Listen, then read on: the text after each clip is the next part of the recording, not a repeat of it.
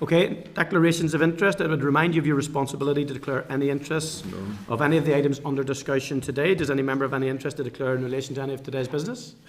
Executive owner of a small farm. Okay, William?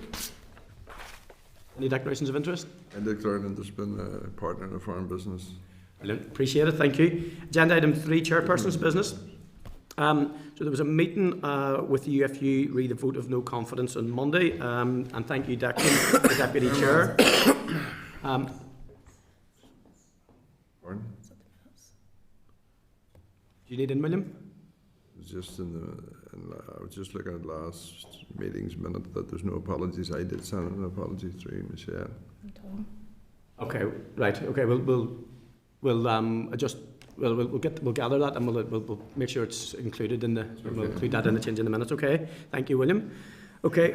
Meeting on Monday with UFU referenced their vote of no confidence in the department. So thanks to Declan, we met with William Irvine and Alexander Kinnear from the Ulster Farmers Union. Their meeting was requested at very short notice following the union's vote of no confidence in the department last week. A note was forwarded to all committee members, but again, as I've said, it was very short notice. Declan and I met the UFU, and given there was no opportunity to discuss the meeting with the committee, with colleagues in advance, we made it very clear that we were not in a position to represent any collective view of the committee, but we were in listening mode. A note of the meeting was taken by the clerk and will be circulated shortly. The concerns raised by the union will not come as any great surprise to members, including, as I did, a perceived lack of action on TB, concerns regarding the rollout of future support, but it appears to them above all else that the farming community is being painted as the sole villain in the ongoing issue relating to phosphorus and unwanted nutrients in the waterways. I will note that the union was pleased by the ministerial response to the British Government's inheritance tax changes and the ongoing high-level quarterly meetings with the union. There were pains to point those out as well. Item number 2, members. I also had the great honour. Chair, could I just ask, was there a minute of that meeting taken? There's going to be the clerk was there, and as I said, there's going to be circulated shortly. Yeah. Okay. So I had the great honour recently of speaking at the 2025 Farming Life Awards on Thursday, the 30th of October, to some 250 people. It was a great event. It was at the Crown Plaza. And it was great to spend time with people who've devoted their entire lives, I suppose, some of them young, some of them older, to farming and producing food and agri. So there was a great swathe of everyone there, probably like our event next week, where we had people from the woodlands and tree planting, from RSPB, from the environmental sector, and a lot from the farming and agri. And it was good to see them in the same room enjoying the evening, and it was just really good to see that cross-generational gathering. Item number 3, members, I refer you to page 3 of the table papers to a statement of the Minister made in the Chamber on Tuesday regarding the independent review of environmental governance in Northern Ireland, and I was grateful for advance notice of the statement, and we will consider the review shortly in matters arising. Number 4, members will be aware of the latest news regarding avian flu, and the committee will expect to be kept fully informed, particularly as the inward migration season is upon us. Mandatory housing measures for all kept birds and poultry came into force from 1 minute past midnight this morning, and follows on from avian influenza prevention zone that came into force on the 1st of November. So obviously, with Christmas looming, I would imagine those turkey farmers in particular and chunky chicken farmers will be significantly at risk and concerned here at the moment. Are there any other comments on this, Michelle? Just in relation to that, I think there may be some confusion around compensation, and I suppose given the timing of all this and the closeness to Christmas as well, I suppose it will be looking about whether or not there's just more than just compensation, but maybe there's some sort of additional support. So it'd be helpful if the committee could maybe explore that with the department.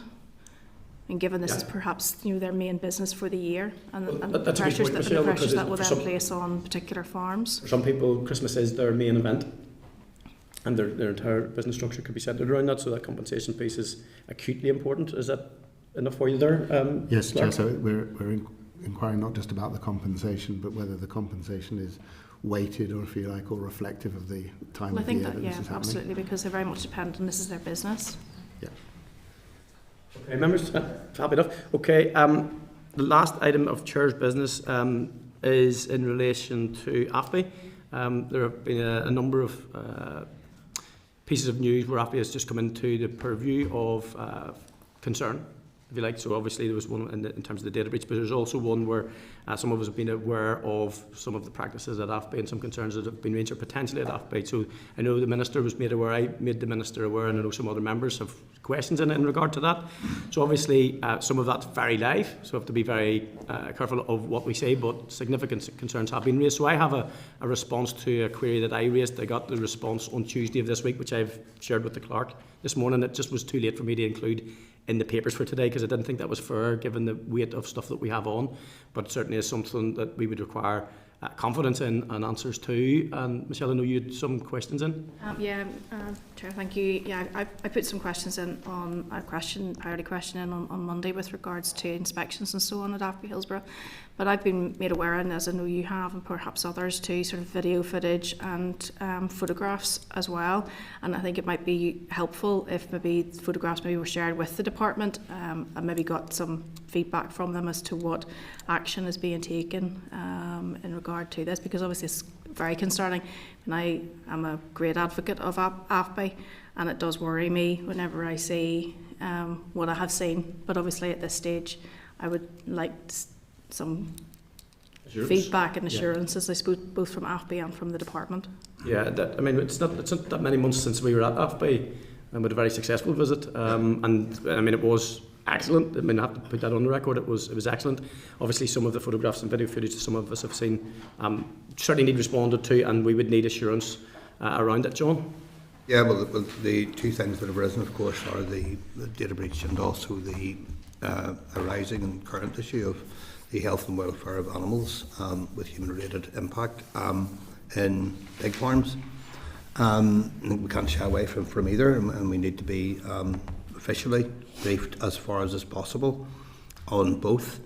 I thought we had already agreed to seek an update on the data breach.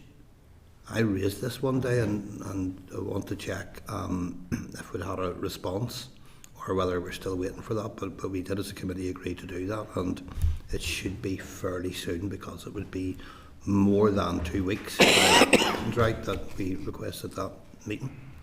No problem. Yes, you can come in there, Claire. Come in, Chair, just to say that we have communicated with the department around the data breach, and they've undertaken to give us a briefing when their investigation work is completed.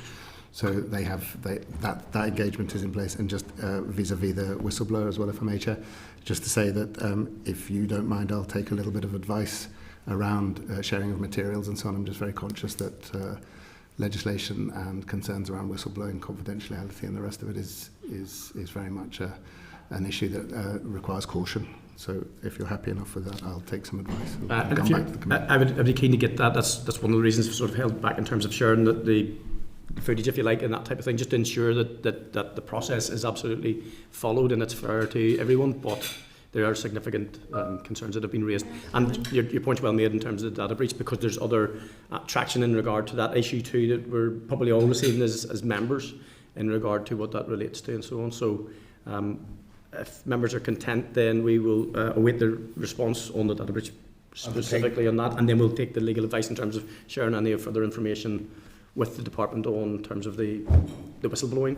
Chair, it may not need to be legal advice, right, but just process advice. Yes, but in relation to this, obviously, I think that this will probably be in the public domain, I would imagine, fairly quickly. So I don't think that we should be seen to be wanting either, because obviously there will then be a criticism of this committee if we're in receipt of information from a whistleblower and we haven't then dealt with it appropriately. Well, so to be fair, we have a response there, and the department did, through AFBI, respond fairly quickly on the initial query. So I got the response on Tuesday. It was too late to put in the table papers, but it's been shared with the clerk, so that will be with you. That's part of it. And you're right. It's our duty to respond at haste, but also to be mindful of the fact that there's a whistleblower involved, and process does need to be followed. Members are content?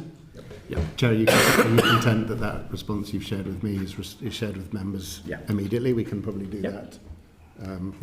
Yeah, absolutely. Thank you. Okay, members, thank you. Happy, William? Yeah, it is concerning. There are issues that we're aware of, and we looked at AFBI for an example, and it is concerning that there seems to be issues. Yeah, no problem. Thank you. Okay, members. Agenda item 4 is the minutes of the 23rd of October. So notwithstanding the issue that was raised by William in terms of the recording of an apology, which we will amend on the papers, if you're content, I will sign them with that minor addition, and then they will be published on the website. Thank you, members. Agenda item 5 is matters arising. So, members, I refer to page 17 of the pack to correspondence from the Minister dated the 21st of October regarding the recent publication of the Environmental Governance Report. A copy of the report starts at page 19 of the pack and makes a number of recommendations, and they include the DAERA to publish a map of environmental governance, identifying who is responsible for what, and signposting to the key points of contact to enhance accountability. All public authorities in Northern Ireland to have a duty to cooperate with the environmental regulator to reflect their environmental responsibilities and to facilitate the exchange of information. The regulator to make greater use of existing civil sanctions and to adopt new civil sanctions for other environmental areas to broaden the toolkit available to support compliance and enforcement.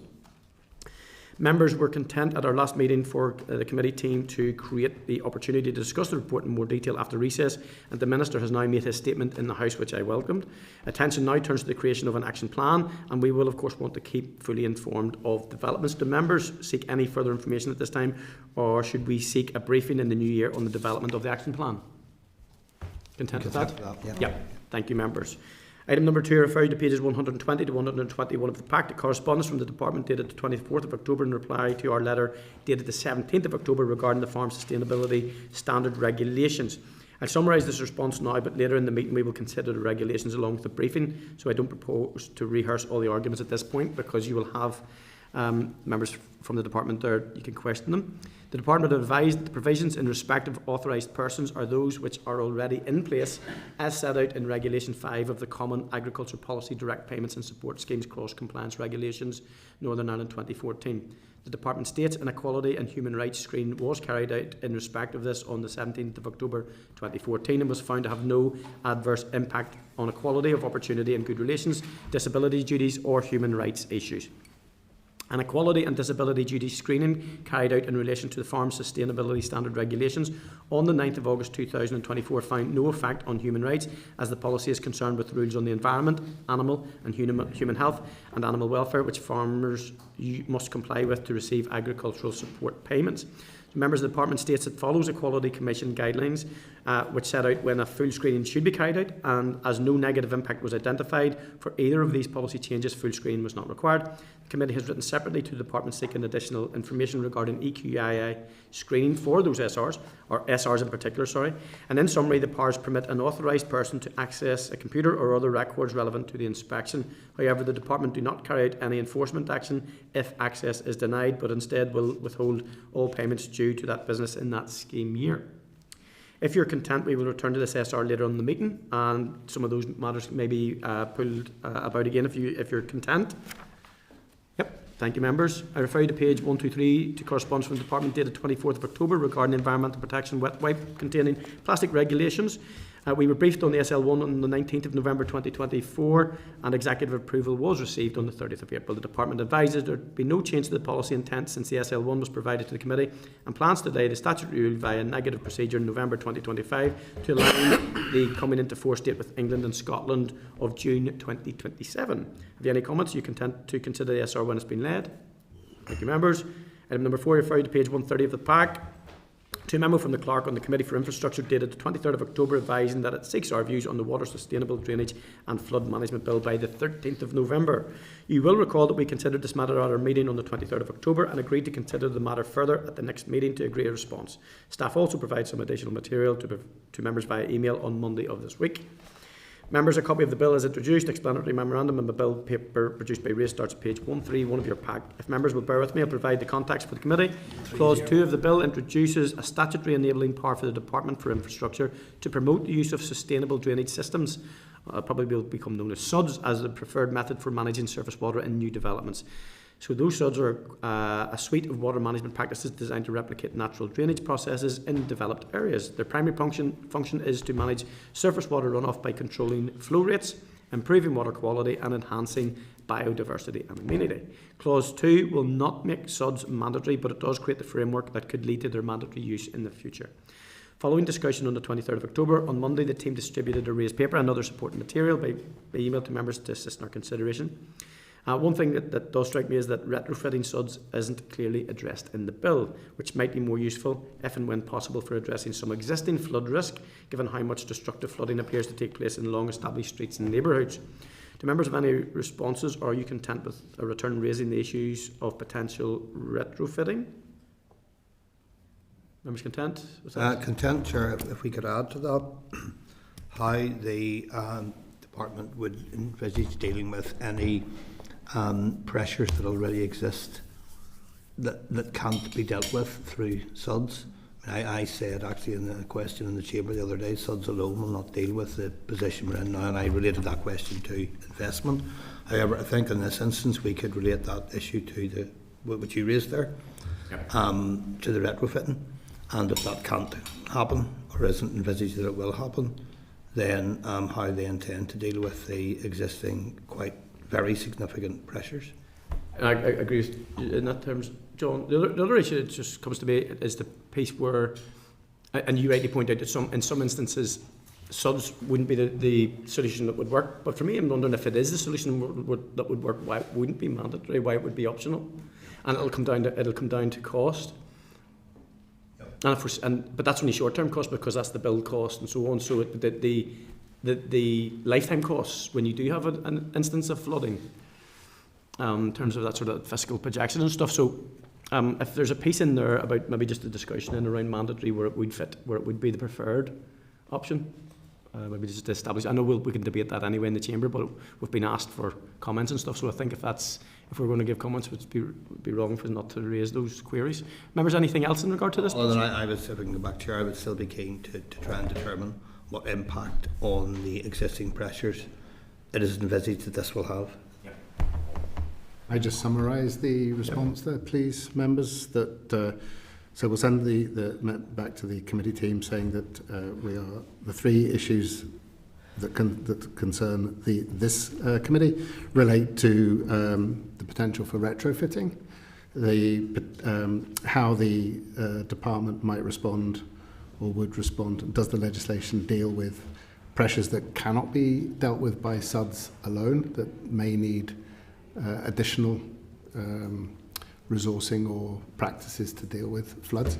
And thirdly, is there a clear reasoning why this is not mandatory from the outset? Mm-hmm. Yeah. Yep. Members content? Yeah, thank you. Yeah, that's great.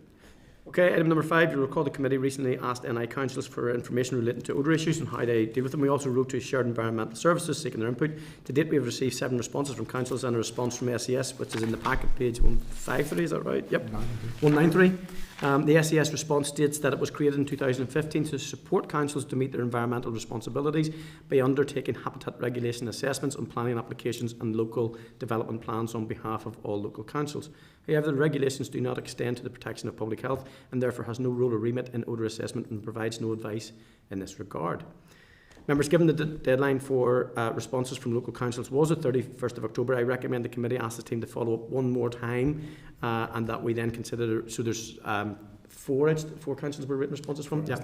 4, so if we just go back to those councils, try and get that response so that we have a full response, I suggest we return to it on the 20th of November.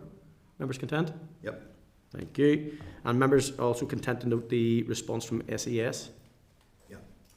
Okay, thank you. Item number 6, refer to pages 196 to 216 to the response from the department dated 21st of October to queries we raised regarding the dilapidation bill. Have you any comments at this stage, members? If not, the response as written evidence, we'll hold that response, as written evidence for the later consideration. Okay, thank you, members. I refer to page 228 to 229 of the Dilapidation Public Opinion Informal Survey. The informal survey was created to complement the Citizen Space Call for evidence. It would not be part of that call, but rather a separate opportunity for others to make some high-level comments regarding the bill for information. The committee received 30 responses, which include all councils, to the now closed call for evidence and 9 additional written submissions and from stakeholders. If members are content, I would suggest that the additional free text question is added to the end of the survey before it is issued, and that question is there a single improvement you would suggest to strengthen the bill and improve its effectiveness for both council enforcement and the local community? Seems like a pretty good question. Members content? We'll add that to it then, thank you. Any additional comments? Anything else you'd like to see in that? And are you content that the Assembly Engagement Team issue the survey as drafted with the additional question added? Thank you, members.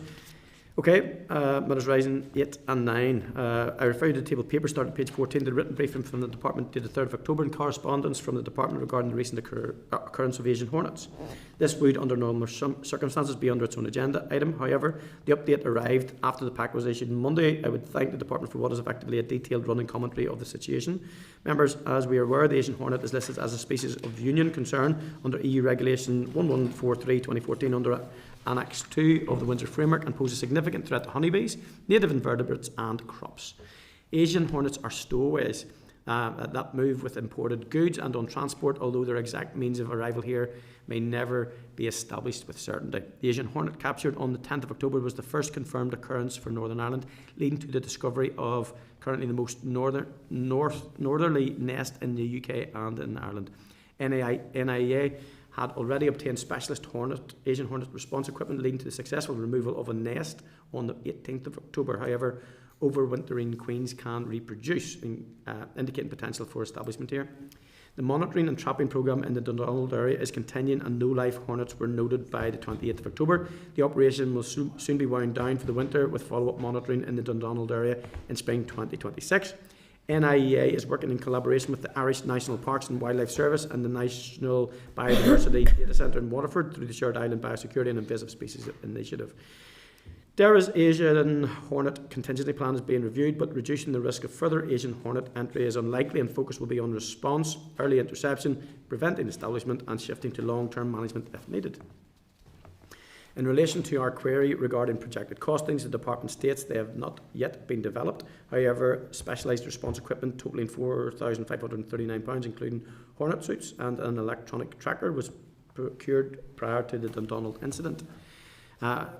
Measures to enhance the public awareness include weekly Asian hornet reports to the NIEA Invasive Species Team, enhanced media coverage for spring 2026, awareness training for relevant government officials and a regular engagement with the Ulster Beekeepers Association. In addition to the DAERA Asian Hornet Watch app, the public can also submit reports to the Centre for Environmental Data Recording, which hosts an invasive species reporting tool. Members, we know the dangers that invasive species can affect. You just have to look at Loch Ness for one of those. So, members, it looks like the Department are going to return to this in the spring, but it is going to remain to be a significant issue. So, have any members any other comments to make on that? And we will return to it in the spring, I'm sure. So we'll put that on our forward work plan, if that's okay, just to return to it in early spring, just to make sure we'll do our piece to ensure that the Department are on the ball with that. Agenda item 6, Dilapidation Bill, oral evidence session, and that is from the Institute of Historic Building Conservation, IHBC. So I'm going to refer members to a pack starting at page 231 for the written submissions. For reference, I also refer you to the bill and explanatory and financial memorandum as introduced starting at page 233 and the raised research papers starting at page 273.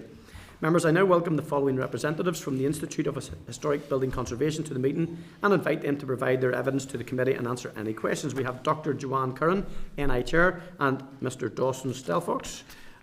So we'll take, if you're happy after your presentation, if you're happy to take some questions maybe, if members have some further questions for you. Okay, thank you. Thank you. Thank you for inviting us here to give a consultation on this. My name is Joanne Curran and I'm the current chair of the Institute of Historic Buildings Conservation. Just to explain what that is, we are a professional body for conservation practitioners, so that's traditional skills people, architects, engineers, conservation officers, etc.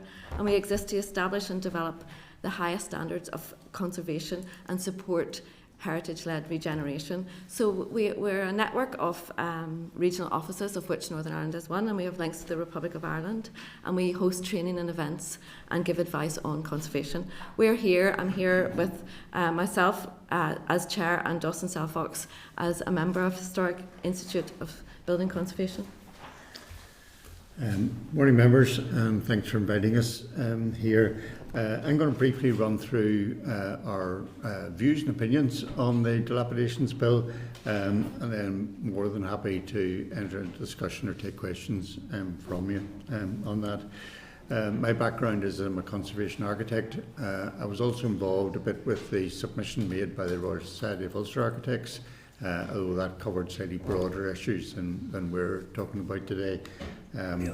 But I think the two submissions are aligned and in common in that we welcome the general thrust of this legislation, and I suppose that's born out of long experience of seeing, in particular, the sort of medium-sized towns of rural Northern Ireland losing their sense of identity and heritage over the years, partly for all sorts of economic reasons. But what we found, and remember, years ago I remember working on the Dromore Townscape Heritage Initiative, and that was a scheme where there was quite generous grant aid through the Heritage Lottery Fund to building owners.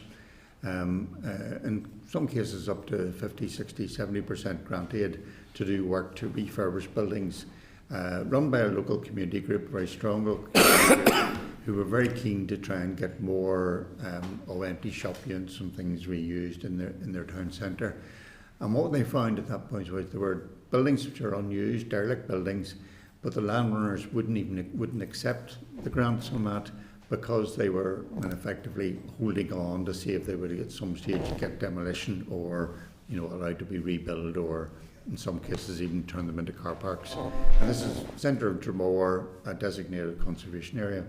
So even with significant grant aid as a carrot, there wasn't enough of a stick to come in and say it's not acceptable to leave these buildings lying derelict in our town centres. So I suppose where we see the gap here that the dilapidation bill will fill is we've already got the dangerous structures bit under building control. So if something's going to fall down for public safety, there is already legislation there that can deal with that.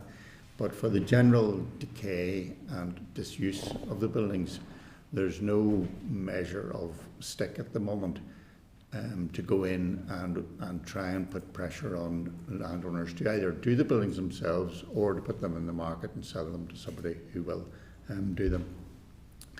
I think in the thrust of our paper we're saying, though, the stick is important, but also some carrots are important as well to encourage people to rejuvenate these buildings.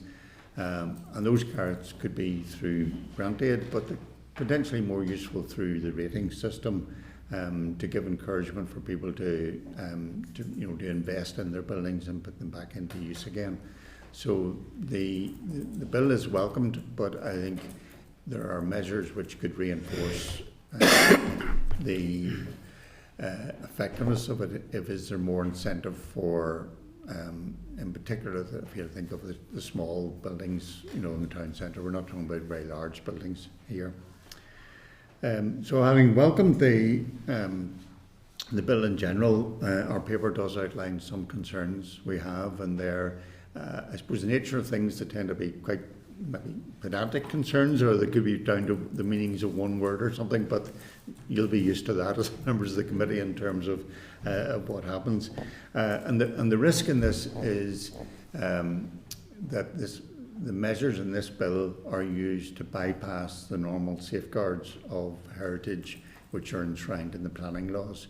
So in conservation areas of townscape character, and obviously with listed buildings and monuments, there's a presumption against demolition. In those, the risk in the dilapidations bill is that demolition becomes an easy option to remove the dilapidation. And there is a particular mindset to me with that tidiness is more important than heritage, if you like. So you remove an eyesore by demolishing it rather than restoring it, and then you get a nice flat site and you can put a car park on it or put a new building on it. Now there are plenty of safeguards in planning legislation against that. That's been strengthened over the years. The right to demolition is now not in areas of townscape character, areas of village character, as well as conservation areas and with listed buildings and monuments. But there is a bit of a risk, in particular, is, the focus of our concern is clause 17 and what's in that. There's a bit of a risk that there's not sufficient safeguards in the bill as it stands at the moment, which we think could lead to demolition. And And we've outlined, in our paper, we've outlined 3 particular issues in that. And if you want, Chair, I can summarise those 3 issues if you want on that. Okay, the first one, so it's Clause 17, Part 1. It requires the Council to consult with either their own Conservation Officer or the staff in Historic Buildings Council. So the first thing is, I mean, the requirement is to consult. Consult can mean lots of things, but consult does not mean taking the advice of or following the advice of. So I think we would view as consult as a bit weak in those circumstances, and that effectively it's this balance: is this bill going to be used to overturn the safeguards in the Planning Acts? And that's where the concern is, because the assessment of an application for demolition is quite a high test now under the Planning Acts, but there are potential risks that the Dilapidations Bill could be used to bypass those tests. So it's a bit more than consult. We're suggesting goes into 17.1. 17.2 is who is giving that advice within the council. The Institute of Historic Building Conservation came out of the Association of Conservation Officers of Local Authorities. It started out in that way. And if we go back 20 years or so, pretty much every council had a conservation officer, and most of those conservation officers were dedicated conservation officers. Now, at the moment, there are actually very few dedicated conservation officers in local authorities, and you quite often find it's just I'm not being derogatory here, but if you like, an ordinary planning officer, if you like, is given the job of being the conservation officer, and they don't have any special training, they don't have accreditation, they're not members of the Institute of Historic Building Conservation. There's very few, I think 2 or 3 most. There's 1 member. 1 member, right. So we're suggesting that there isn't really the expertise not sufficient expertise within councils at the moment to be able to sort of give good advice on this balance between the requirements under the Dilapidations Bill and the legislation, the planning legislation. Now, and councils at the moment do take professional advice outside of that. Belfast City Council, for instance, when it came to the bank buildings situation, the building control in Belfast City Council hired in a specialist conservation accredited structural engineer to advise the council on how they approach what happened to bank buildings. So quite often councils do bring in external expertise. At the moment in the bill, the way the bill is at the moment, if councils do that, it'll be at their cost. So there are provisions in the bill for council to reclaim costs, but for doing works and things to the buildings, we're suggesting that the council should be able to, if they feel they need expert advice and they have to bring that in, they should be able to put that charge back onto the building owner in the same way as if there's charges going in other ways. And that seems a reasonable way both to encourage councils to take the advice, but to make sure it's not the ratepayers that are paying the money for this. The cost should go back to the building owners that are under that. And I can expand on these issues if I want later on. And the third point then under 17.1b is at the moment the way it's written is that council is to consult with the Department of Communities officers, which effectively is Historic Environment Division officers, but it's limited to a heritage site, which is an historic monument. Now, just to explain the difference of that, a heritage site in the legislation is written pretty broadly and includes conservation officers, conservation areas, listed buildings, and the broad sweep of heritage. But under the terminology of a historic monument, that's a very tight definition. That is only sites which are scheduled monuments under the legislation, of which there would be relatively few coming in under effectively this legislation. So at the very least, that requirement to consult with the Department of Communities should include listed buildings as well, which is the bread and butter of HED's work. Really, so we're not sure why that's been missed out, but it does seem to be a significant omission in the legislation. Our final point on that is that even though what's being potentially demolished or affected may not physically affect a listed building which is close to it, there is in the planning legislation, the definition of the setting of a listed building. So in other words, things that happen around the listed building which could affect its character or its significance. At the moment, there doesn't seem to be consideration of the setting of listed buildings or monuments taken into account in the current draft legislation.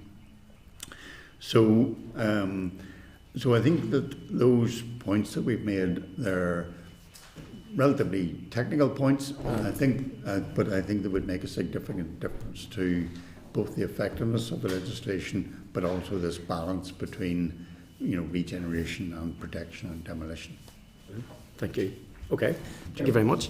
You mentioned more, I don't know if you're aware of Lisburn. My office is in Bridge Street in Lisburn, which is a street of heritage. It was done under the last heritage. And you can see where if you have building owners who are going to engage, you can see the huge potential if we got it right. But unfortunately, as you go up that street, you can see when you fail to engage or get the right engagement with a site or building owner, where it can literally spoil the investment. And it was a significant investment at the time by Lisburn Council, and I'm not sure if DfC were maybe involved in that at the time. I know that was pretty generous grant aid percentages to owners of those buildings who engaged in the scheme. And so you're right, where it works very well. But where you have a building owner who is reluctant. So because we've got that experience and that learning, I'm not so optimistic in regards to this bill that it would be able to tackle that same problem. So we have that we understand the issue that needs to be sorted out. So if you take that straight from me to sort of visualise it in terms of, do you see the potential in this bill to address that? And I'm not sure it does, because you brought up at the start of your conversation that getting the balance right between the carrot and the stick. And I know there's complexities with the site and building owners, because some people will buy them as an investment and maybe won't worry too much about it falling into a state of repair. But some people inherit them, and it can be a little bit of an albatross for some people, because they've maybe inherited them but they don't have the money to do that. So is there a model anywhere that you've seen works best in terms of getting the balance right between carrot and stick? Well, I suppose there's degrees of these things. I mean, there's one very successful example in Northern Ireland, Sand Mills, where using existing legislation, because it was a listed building, it's the only case I think ever in Northern Ireland where the full extent of the current legislation under the Planning Act effectively was used, and that was a building which was slowly going derelict in Sand Mills, the old stables in Sand Mills, and that after years and years of trying to persuade the owner to do it, eventually the owner the building was vested off the owner by the council, but then transferred back to back into arrangement to a local building preservation trust, which took on the building, restored it through grant aid, which had already been teed up through the Heritage Lottery Fund and others, and then that building is now community run in the centre of Sand Mills. So that's a good example of the potential of the legislation with grant aid to work, but the fact I can only give you one example in the whole of history of the legislation shows that it's a rare example. I suppose what I would have thought could work in this, because this does start to put financial penalties onto owners who are deliberately letting their buildings fall down. But I agree with you that there are genuine owners who just don't have the resources to be able to do things, or that the commercial realities of the time means that you could spend a lot of money on the building, but you wouldn't be able to get it to rent it out, or you wouldn't get a commercial back on. And that's where grant aid and using the rate system and things like that come in. And the correlation between the change of use of a building too, which is key, because all of our high streets have changed in terms of what happens there too. I think, I mean, that was a bigger question, doesn't it, about how do you make these town centres attractive places for people to live in again? And do you mind if I jump in here, because you're evidently to the existing legislation, which is somewhere I kind of wanted to go and see how this maps across. There's a push-pull here that I've also come across, is that when the if you like, the certification of dilapidation, for instance, so if you have a building which is dangerous, I've noted where councils and agents go into dispute as to whether something can be demolished, because maybe a structural engineer has issued a certificate that says this should be demolished, but then unfortunately, as happens, you get another certificate from someone else and says, well, actually no, it doesn't, this can be restored. Is there anything we can do? Because that then you end up with this legal dispute which goes absolutely nowhere, it just ends up tying the thing up. Well, it's a tricky one. You're absolutely right. I mean, I've been in a situation where I've had conflicting advice from two separate structural engineers. What I would say is that there are structural engineers who are accredited conservation structural engineers who are used to dealing with listed buildings and old rickety structures and things like that, and got the experience to know how to do it. That's not taught in universities. A lot of structural engineers have come out and be qualified and be working and would not have the first notion what to do with a traditional building. And that's why the accreditation system works, so that councils in particular could get the right advice. So there are CARE accredited structural engineers in Northern Ireland. Yeah, there are 4 CARE accredited structural engineers in Northern Ireland. Many of whom are part of Institute of Historic Buildings. So I suppose it's for the councils or the designated conservation officer to be able to access that network and get that information from them to be able to make that decision, rather than be sitting with 2 reports that say different things. At least one has an accreditation, and then they know, even at whatever cost that might be, that the building can be saved. I think that's going to be quite useful, because the pressures that are on to the financial pressures to make the changes and so on, someone has to make a decision at some point. Yeah. Okay. Yeah. No, thank you for that. Aoife. Oh, thanks. Just in terms of lessons that have been learned in other places, like Robbie has asked, you've given an example of here in the north, but is there any other, I suppose, international examples that you have considered where legislation has worked? Well, I suppose there isn't the direct equivalent of this dilapidations bill, but there are provisions in English and Scottish legislation. I mean, that's a booklet from Historic England, which is their guidance document on how to use the legislation. So it's a guide to enforcement action to save historic buildings, and it's quite a chunky document, as you can see. And similarly, there's one equivalent in Scotland as well. They've tended to use to refine the legislation which exists at the moment under our planning acts, rather than have a separate dilapidations bill. But they've refined the legislation. It's a bit more encompassing than we have in Northern Ireland under the planning acts. But they've gone down that route and used that legislation. And local councils, then each local council have also developed their own local legislation in terms of using the planning acts and that. So there's a much more active way, which even extends to the celebrated case of the Wonky pub in England a year or so ago, which was not a listed building, not protected in any way, but it was regarded as a local heritage building, and the owners demolished it without permission, and they've now been forced to rebuild it completely.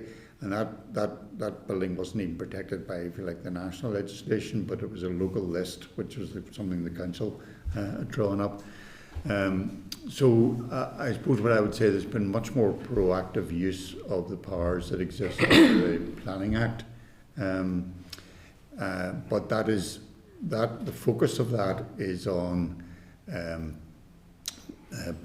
buildings of heritage merit being put back into use. The dilapidations bill goes wider than that, because a lot of the buildings it's going to affect are not necessarily buildings of heritage merit.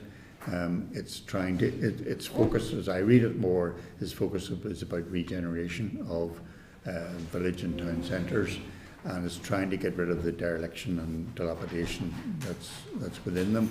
So the dilapidation bill, I suppose why we welcome it is because the vibrancy of town and village centres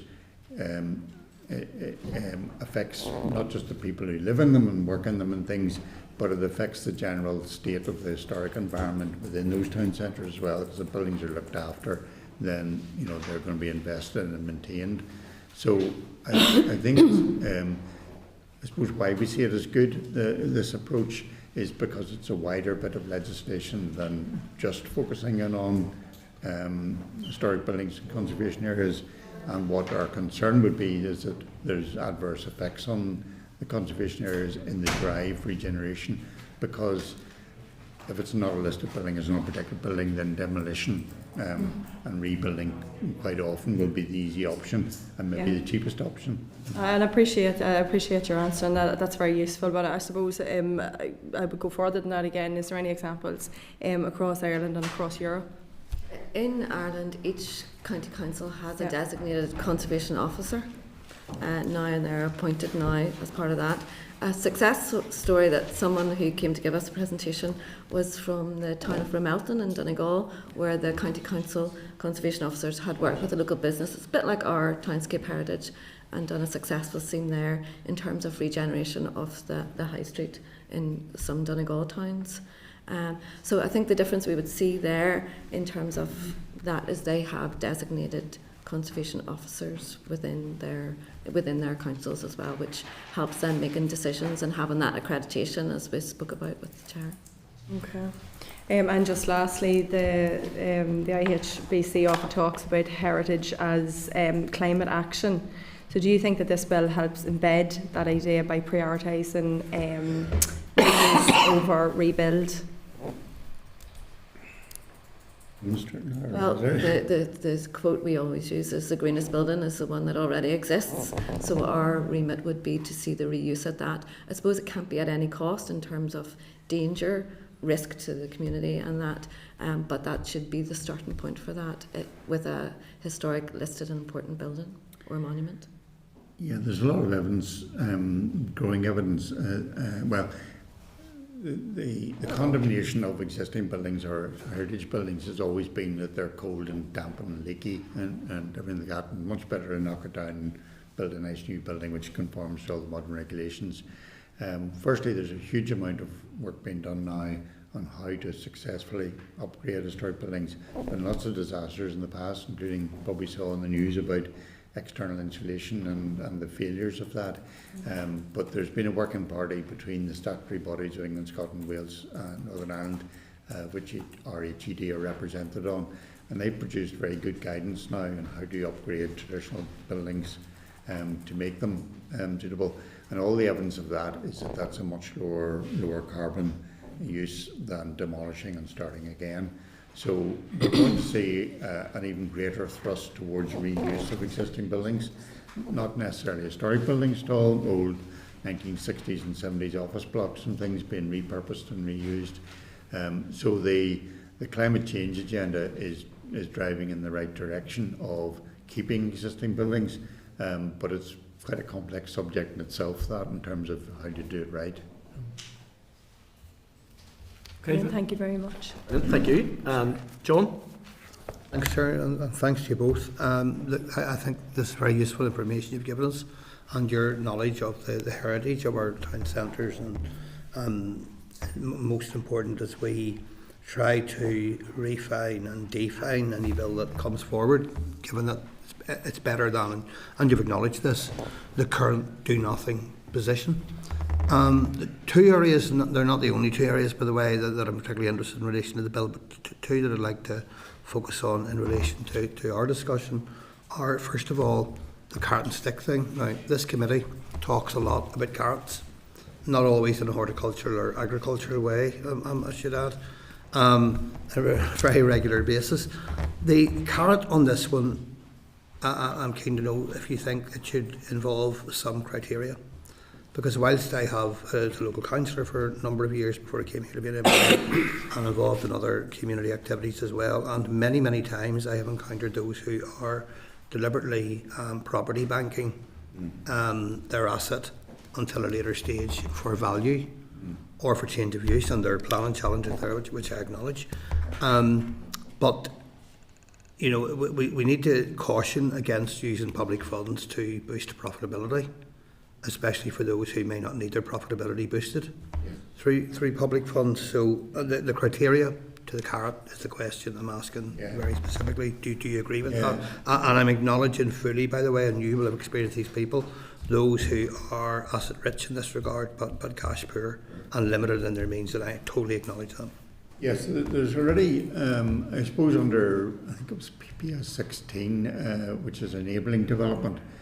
So there's a procedure under the planning law where a consideration can be made of the economic cost of restoring a listed building in this particular case, and where that's genuinely not viable to do, there's a potential for what's called enabling development to come in. So you might get granted planning permission for something that you wouldn't normally get permission for, like potentially building some extra development on non-zoned land in the area or something like that. And there's, as a result, because that's obviously a system potentially open to misuse, so there's quite a lot of work done on how do you genuinely calculate whether there is what's sometimes called a conservation deficit. So when the cost of your restoration exceeds what the final value of your building is going to be, you've got a gap there, which is a conservation deficit. And that can be filled by grant aid, as in the township heritage schemes. And again, there's financial mechanisms there. It could be fulfilled by offering a rates holiday for a period of time, for instance, under that. Or it could be fulfilled by enabling development, so giving planning permission for something which you wouldn't actually normally get permission for. So there are some mechanisms for trying to address that conservation deficit. But it's important that that's a genuine conservation deficit, obviously, rather than, as you say, just boosting profits of that. The conservation deficit calculations do allow for a developer to make a modest profit on it, because obviously nobody's going to do something unless they're going to make some money out of it. And I think that's around the sort of 15-20% sort of capped level. So there are mechanisms, again, used up until now under the planning legislation, but could be applied to something like this as well. Would you accept, though, that there may well be those property owners, property developers in particular, but not solely property developers, who were fully aware of the heritage and conservation value of their asset at their time of purchase, and may not need public funding to rectify that which has gone wrong, and that the bill will go some way indeed in relation to that, because that will tackle the property banking issue that I referred to earlier, where there is a conservation or heritage aspect of this. It's a good point under that, and there is recognition in how you calculate the conservation deficit, which basically says that people knowingly paid too much for it in the first place. They don't get recompense for having paid too much for it. So there are cases where people will pay more than the site's worth because they've got a long-term view of thinking this is property banking and they'll get something in the future. So it's a fairly careful calculation has to be made. Under that. My second area of interest that I want to address today is the issue of challenges other than the material building, dilapidation. Do you have experience of dilapidation occurring where owners of properties have been simply unable to restore a building, for example in town centres for leisure or retail use, because of A, planning restrictions, or B, current infrastructure deficits where there's no wastewater infrastructure there to turn a former financial institution, we know how banks have disappeared from our high streets, into something that's leisure or recreation related? I mean, I have two really good examples of this, and like Robbie, in a town centre location for my office, and other members will be the same. I have two former banks, glad to say both are currently planned for redevelopment. One is planning permission dependent though. The one is a listed building, one isn't. The one that isn't is cafe culture waiting to happen, arched, covered exterior. right on the high street, but has lain vacant like the other one for a worrying number of years. The main reason for that is anybody who wants to convert to hospitality will find out pretty quickly that there's no wastewater infrastructure to take the wastewater across the road where other buildings are better served. That's okay for multinationals in many instances, but where an independent local trader or hospitality provider is hoping to invest in their area, they are less likely to have the means to put in that wastewater infrastructure. So would you agree that there's an interdepartmental aspect to all of this, and that infrastructure for conservation of our heritage is also crucial because change of use may be necessary? Yes, and it is a particular issue, and I would say it's possibly even worse for historic buildings and buildings in tight town centres because they don't necessarily have the land around them to be able to put in separate wastewater infrastructure or to say even separate out storm and things. So there is a particular current issue. Now, obviously that's a relatively recent issue, but it is a real current issue in terms of getting reuse of buildings, in particular in tight urban centre populations. Change of use is, our experience is slightly more flexible in that. Historic buildings, HED historic buildings, tend to be quite flexible in terms of the actual use of the historic building. Where it comes in obviously is if it means radical changes to the building to accept that use. But change of use can quite often be a bigger problem for neighbours, neighbourhood, in terms of noise, sort of hours of use and things like that. Parking issues. So a change of use can bring other problems, but I suppose our experience is we found Historic Environment Division fairly flexible. We find them flexible, but the NI water restrictions are a stumbling block in a couple of projects we have. In this case, it's small towns, villages taking on churches that are no longer in use to use as a community space, and they're finding it difficult even to link to the network and not getting permission for that, even though we might have planning permission unless the building consent to do that. So we have a couple of issues like that as well, Hill towns and that. Hill town and in Clocky, The version of small schools could be another one that's coming further down the line as well. Thank you, John.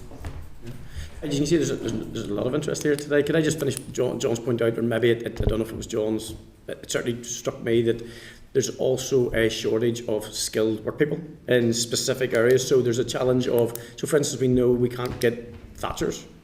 Yes. And there's no programme to bring them on. So I know this isn't about that, but you look at the historic buildings and the conservation areas, they are heritage and conservation for a specific reason. A lot of that can't be replicated now.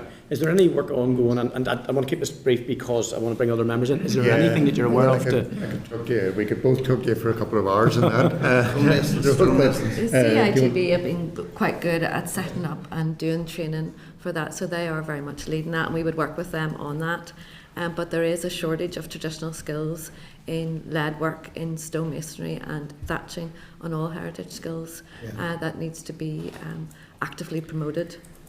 I think there's been various initiatives, and CITB and the regional colleges have been trying things, and there's a fairly broad group which is coordinated by the Historic Environment Division at the moment with all the bodies, professional bodies and trades bodies and CITB and contractors. And they're trying various initiatives. I mean, part of it is trying to get apprenticeship schemes working quite well, but that has been sporadic, I would have to say, in that the requirements on apprenticeships now are quite demanding on employers coming in, and a lot of employers are reluctant to take on the responsibility for apprenticeships.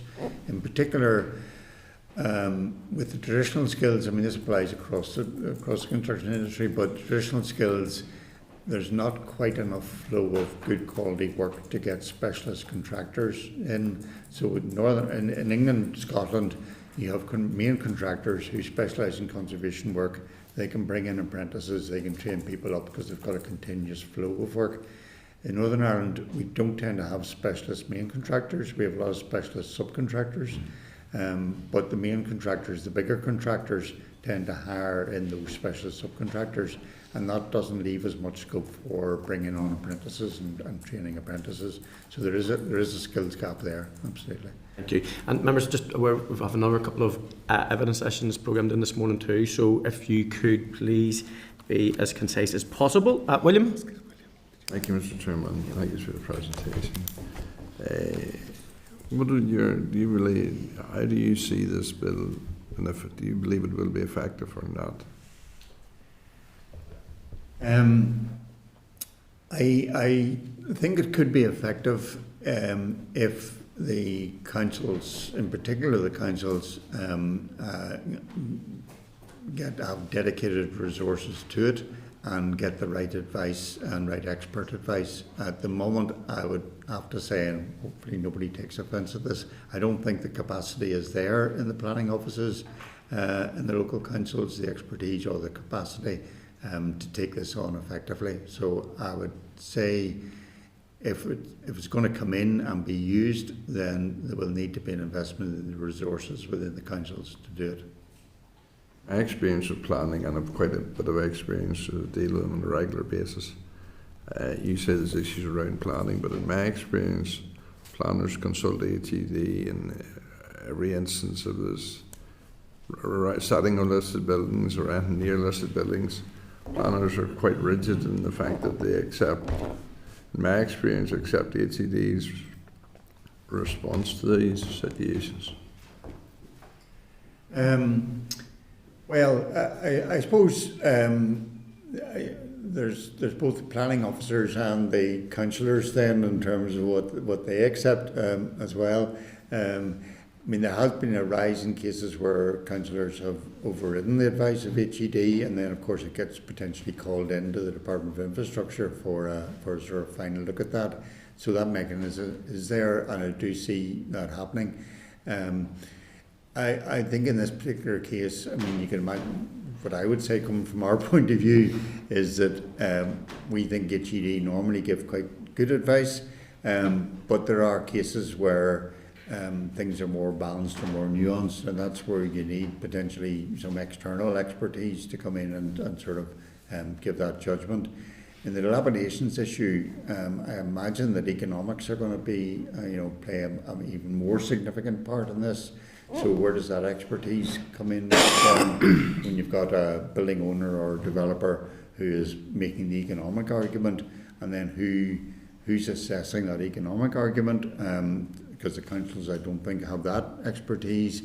Again, if they need that expertise, they should be able to bring it in and then, if necessary, charge that back to the landowner as well. Because I don't think it's the council that should be taking on the financial cost of this. I would imagine councils will be nervous about proceeding down, actually doing the works to the buildings or taking over the buildings, because they'll be worried about not being able to get that cost back. Now the mechanisms are there in the bill for them to put a charge in the building and eventually recover the cost of the building sold. But the experience of a similar bit of legislation under the Planning Act would suggest that councils will be very, very reluctant to go down that road, because they could be expending quite a significant amount of money for some years before being able to recoup those costs, if they ever recoup the costs. So that's, I suppose, why the stick is important, but getting the carrots there to encourage owners to invest in their properties is as equally important, through, say... That's going to be quite difficult in some situations. I'm aware of a local village to me. There's one old house, tin roof, single story, whitewashed walls, part of the back walls fell out of this. It's listed. That's why it's lying the way it is. It's 50 years.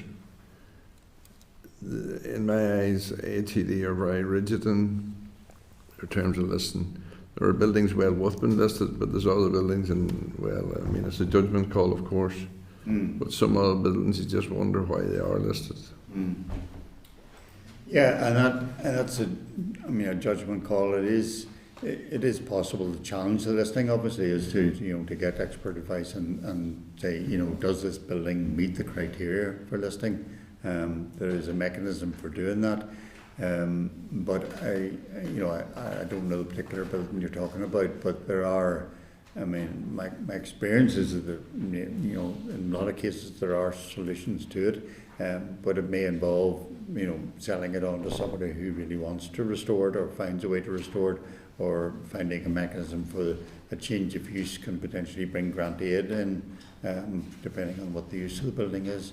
But they are difficult situations. I absolutely accept that. I mean, complex have. I spent 40 years trying to deal with them, and sometimes we get it right, and sometimes, you know, we can't find a solution to them. You know, so they're just seen in one paragraph here that the average cost the council must work out 7.3 grand per property. That would seem very low. Like, I mean, that's on 19 or 2018 prices. Today, after COVID, prices are probably up 35 or 40%. Yeah, I think it's very difficult to predict. I mean, what I understand is the first stage would be to go in and do works which stop things getting worse. So they're not things that are going to restore the building, but there would be relatively simple things like replacing rainwater goods, you know, or fixing a few slates in the roof. So they're designed. The initial work that the council would do, if they can't get the owner to do it, would be, you know, those sort of emergency, urgent repairs to stop slates sliding off into the street, for instance, or to stop water getting in, to stop the building getting worse. I don't know how those particular figures were arrived at, but it's not so sure. Wouldn't do very much. I know that. No, £7,000 wouldn't do very much on average. But sometimes it is the simplest things, like you know, replacing a gutter or downpipe, which is pouring water into the property, or fixing loose slates, you know, which can be, you know, significant. Stopgap job. They're stopgap, absolutely, they are. Yeah. Okay. Thank you, William. And Michelle, the final word? Yeah, thank you very much, Chair. And I think probably most of what I was going to say has been covered. You'd be glad to know. Thank you very much for your presentation. It's incredibly useful. And I suppose it does articulate the concerns that I've had in relation to the bill, that this essentially could become a passport for demolition, which would worry me. I'd like to take you up on your offer within your paper about sending further information just in relation to the council conservation officers, if that is possible today. And just to ask, in relation to those officers, would they tend to sit within would they tend to be planners, or would they sit within building control or elsewhere within council? Within planning. Yes. Primarily planners. So it's a good point you make, because obviously some of the knowledge about dangerous structures would lie within the building control officers. Again, I would say, and I work with building control officers every day, building control officers receive practically no training in historic buildings whatsoever. There did used to be a man called Joseph Burt, who started out in Downpatrick Building Control, but was interested in historic buildings and became a sort of advisor to all the councils on historic buildings. He's left the councils now. He's actually chair of the Historic Buildings Council, but he doesn't have that role, and as far as I know, that role hasn't been replaced. So yes, building control have expertise in building structures, but they don't have any particular training in or expertise in conservation works. So there's a skills gap there, I would say, in terms of ongoing professional training of building control officers, in particular if they're going to be involved in making judgments on dilapidation and bill. So we might follow up, as you say, with a bit more information on the skills and the accreditation of the equivalent officers in Britain and in the south as well, because they have do have dedicated conservation officers now within every council. And William touched on it just in relation to HED, who I think do a tremendous job, but I suppose that there are times whenever it does feel that they are maybe a little bit more rigid in their approach, and sometimes perhaps some of the requirements that they ask for then can be cost prohibitive. As a consequence of that, then maybe developers or those who own properties then step back. The property then, by virtue of that, then falls into disrepair and then beyond repair. Yeah, I think, as William said, some of these judgments are subjective, so there's always a bit of wriggle room. And I've been in private practice all my life, so I've spent a lot of my life arguing with HED heritage architects, but at the same time share the general thrust of that. So I suppose from our point of view would say the building owners need to have expert advice on their side as well, and HED will respect that if there's, if they've got good advice and the criteria are there and written in the legislation. So, it should be an objective judgment. Does this building meet the criteria or not? Is what you're proposing to do to the building, is it going to change the character adversely or not? It can be difficult, but in circumstances, mostly if you present the arguments right, including economic arguments, HED will listen. Often those cases are when there isn't a conservation professional involved. There's always a middle ground in some way and a solution to be followed through, and that for the building owner and HED, that can be the conservation professional, but also then within the council, if there were conservation officers that can also guide on that, that would often result in a successful compromise with that. I think that's when we find it most useful, when those people are involved, so you're not having two extremes on either side of the judgment to be made. And the officers in the councils don't necessarily need to be new people, new salaries. It's providing training to the people that are there as a thing. And the professional bodies, IHBC, RSUA, engineers, do offer that training and will provide that training. There's quite a bit of work going on with CPD at the moment to get that training embedded into the central government departments. There isn't that same at the moment in councils. But the training would be available. So we're not suggesting that councils have to go out and employ a new person here at a new salary, but there is definitely a skills gap there, which in particular if they're going to be implementing a dilapidations bill, I would suggest that training of council officers needs to go along with that. Thank you. William, just because I like you. You've got a wee one now. Just make it a wee one. There needs to be, extra training for planners, but planners in the main, in my experience, accept the consultation from HED. So planners don't make that decision. Very, very rarely they advise. But in this appellations bill, they're only consulting HED at the moment on scheduled monuments. We're suggesting that should be extended to listed buildings. But for all the buildings and conservation officers, there's no mechanism in this for them to consult HED. It's within their own council. It's not within the bill. It's not within the bill. But it is common practice. Not for unlisted buildings and conservation officers in conservation areas. It's not common practice. That HED will very quickly say that's not our responsibility. So in an unlisted building and a conservation officer, the decision making is pure. It's conservation area. The decision making is purely within the councils. And much like this, and this is one of the fears. The bill starts off with may. There's no must in it. Yes. And may always, and that's one of the discrepancies will be council's appetite.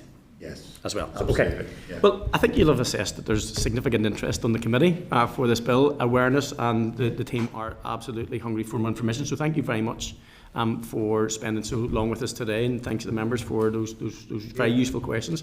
Will certainly form part of our committee's output. So, and if you're happy, Chairman, we will follow up with a bit more on training of conservation officers and that sort of professional development side. That would be very useful. Okay. Thank you so much for your time today. Thank you. Okay, members.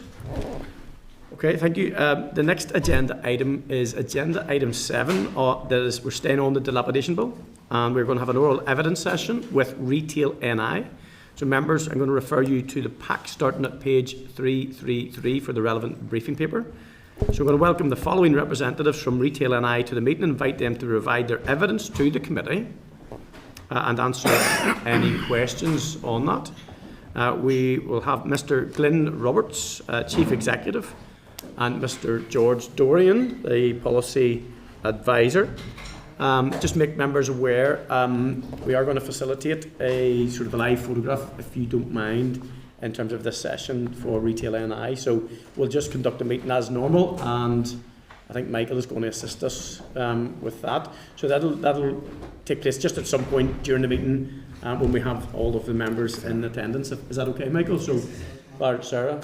Yes. But even, yes, if you wait till you set back, okay. Thank you. Good to see you both, Glyn and George. So if you're ready, when you have your papers in front of you, if you want to brief the committee and then take some questions at the other side of this. Thank you so much. Chair, thank you very much for the opportunity. I'll sort of maybe talk just initially the slightly bigger picture, and George will go through some of our points about the actual bill itself. I think the first thing to say, it is very clear that we are in the midst of not just a dilapidation crisis, but a dereliction crisis throughout all of our towns, cities and villages, with 25% of non-domestic units, buildings, call it what you like, now vacant. That is probably the highest, if by a significant mile, in the UK. So we have a serious crisis there, and whilst there isn't a single or silver bullet, there is no doubt that this dilapidation bill is a small but significant step towards that. And if we are to fix our high streets or town centres, it's lots of small projects, it's lots of incremental small things that will ultimately make a difference. And we believe that this is a step forward. But I think, to be very clear, this on its own will barely scratch the surface of those challenges that we face. We were involved, I was one of the chairs of the High Street Task Force, the executive set up in the last mandate. It produced a very good report with 14 recommendations, sign up of all the key departments, and indeed some 33 business trade union and the council representative as well. Sadly, since the Assembly has been restored and the executive restored, the High Street Task Force has not been recalled. And centre of that was a 5-year High Street reconstruction programme. And the big challenge is you have so many different departments that have skin in the game with High Street regeneration. And the problem with getting them all over the line, all coordinating, all communicating, is a big challenge. And that was one of the things the High Street Task Force did. It brought together all of the key players around the table.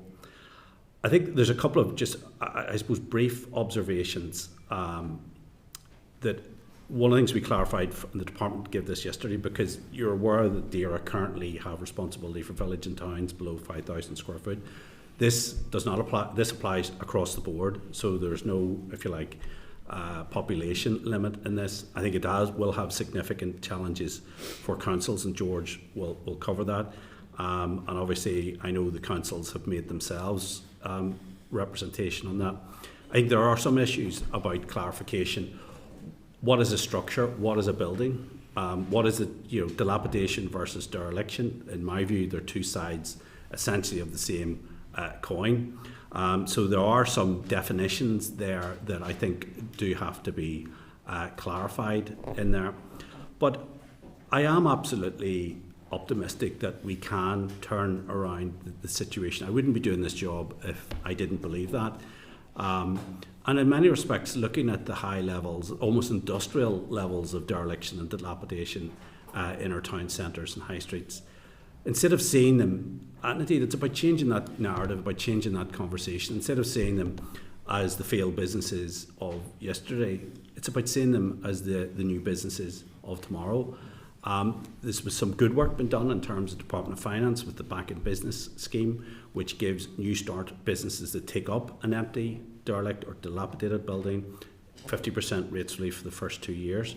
So there are some things that are being done, but the big issue, it needs to be done in a coordinated manner, and that's how ultimately, really, what success looks like, is creating 21st century high streets, which are multifunctional hubs, not just retail and hospitality, but lots of different service providers, living communities. I think that is the challenge of what we need to. That's the promised land. And it's not even really about selling retail or hospitality. It's about selling destinations. And I think the blight of dereliction is almost now become a mental health issue, because people have an emotional connection with their local high streets, with their town centres. And there's nothing more depressing when you see derelict building, closed shops. So there are some significant issues in that front. What we're doing as an organisation, we're working in early stages on a paper about how we revitalise our post office network. We hope to be launching it here next year. So we have lots of ideas, and I think it is about how we get that solution-based approach to these challenges. So, Chair, with your permission, I'll hand on to my colleague George. Okay, thank you. Just, I think it's important to start by saying that we do welcome the bill. There's no doubt about that. It's been an issue which has been a concern for many years, and there was a lot of expectation, there was a lot of build-up that the bill was coming forward. So whenever it's now here, we do welcome it. One of the challenges, however, is making sure that it's right and it's actually fit for purpose, and that's just the concern that we'd have to make sure that is the case. There's a number of issues there. There's a lot of emphasis put on being extra powers for the councils, but as you're aware, a lot of the councils that we know that certainly we deal with are under pressure and funding. They don't have spare funding for this to put in, and there's a big emphasis on being proactive and going for. Councils need to be proactive. One example, if I can give you, from last year, there was a request put in last year to do a list of dereliction, and actually I think it was Belfast Council who actually said that they would find that a struggle to do that. So whether or not the resources are there, we learned from the devolution of planning powers that if you don't resource properly, the issues continue over time. I think a lot of people would agree that planning it's getting better, but it still faces its challenges. Some of the other issues as well, in terms of the terminology in it, in terms of detriment, serious detriment, there are concerns there. Not that anybody's disagreeing with it, just that it needs to be tightened up and it needs to be stronger. Cost recovery has always been an issue. Again, there's a big emphasis on recovering costs from if people are identified to be in breach. But that has always been a challenge, and one of the things at the minute I think it proposes for a fine, I think it's £500 for it, but realistically, as a building owner, that it won't cut it in terms of, I think nearly almost everybody agrees that it needs to be further, it needs to be raised to be actually an incentive for people to actually to act. Emergency action, one of the things that we're aware of, for example, and I don't think it's mentioned in the bill, is if, like as we had last week, if you have serious storm damage, there's not actually in a lot of council structures for building control to be on site to address that, who may be needed as an emergency. Sometimes it almost comes down to volunteers to come forward. So there's those sort of practical things that we think should be strengthened, that should be put into the bill, which actually will directly impact the buildings themselves, so what are the structures. But I think actually the councils will actually welcome this as well. It's not just ourselves as retailers there. I think it's actually given them much clearer direction. So what I would say is that certainly in terms of the bill, it's very, very welcome. It's a great opportunity, but it's just one of the things, if we can strengthen and maybe work and take on board some of the concerns, we can get a much better piece of legislation from this. Brilliant. Thank you very much for your presentation. To you, it's really good to have you on here in regard to this. And I noted that this, both of you have said this, that it is a step forward. It may be small, but it could be significant. And there was a point that you raised there, George, and I've raised it once on committee, but you've absolutely touched on it. So the legislation currently we deal with dilapidation. Dereliction is slightly different, but it speaks to the same thing because there's a massive overlap. Because what we are dealing with is intervention, but actually we should be dealing with prevention too. And I think that's what you're getting at in terms of the storm damage, for instance, or a derelict building which can lead to dilapidation, and that is an omission at the moment, I think, from the bill. In terms of when you wait for it to become too costly to repair, then you end up in these legal battles, which is something maybe we should look at the scope of the bill, of maybe seeing if there is something that we can do in there. Is there anything in particular you think in terms of where the bill is, particularly with that regeneration of the town centres? And most people talk about the carrot and the stick, and the balance is almost impossible to achieve. But is there anything that you think could be done or assistance given or even processes, was just probably easier to get an assistance that would see an improvement on the bill, rather than a small step that it could become a bigger step? Well, I think it's the problem on its own. It is fine, but it doesn't scratch the surface of the challenge and the scale of the problem. We have industrial levels of dereliction and dilapidation in our town centres. I was very struck that when I visited, we're not going to identify the town because I'll probably get into trouble, but it struck me that when I visited a member, and she pointed, and again, either side of her business, there was dilapidated, derelict buildings, both of which are subsidised in one site by the Department of Finance through the vacant property rate.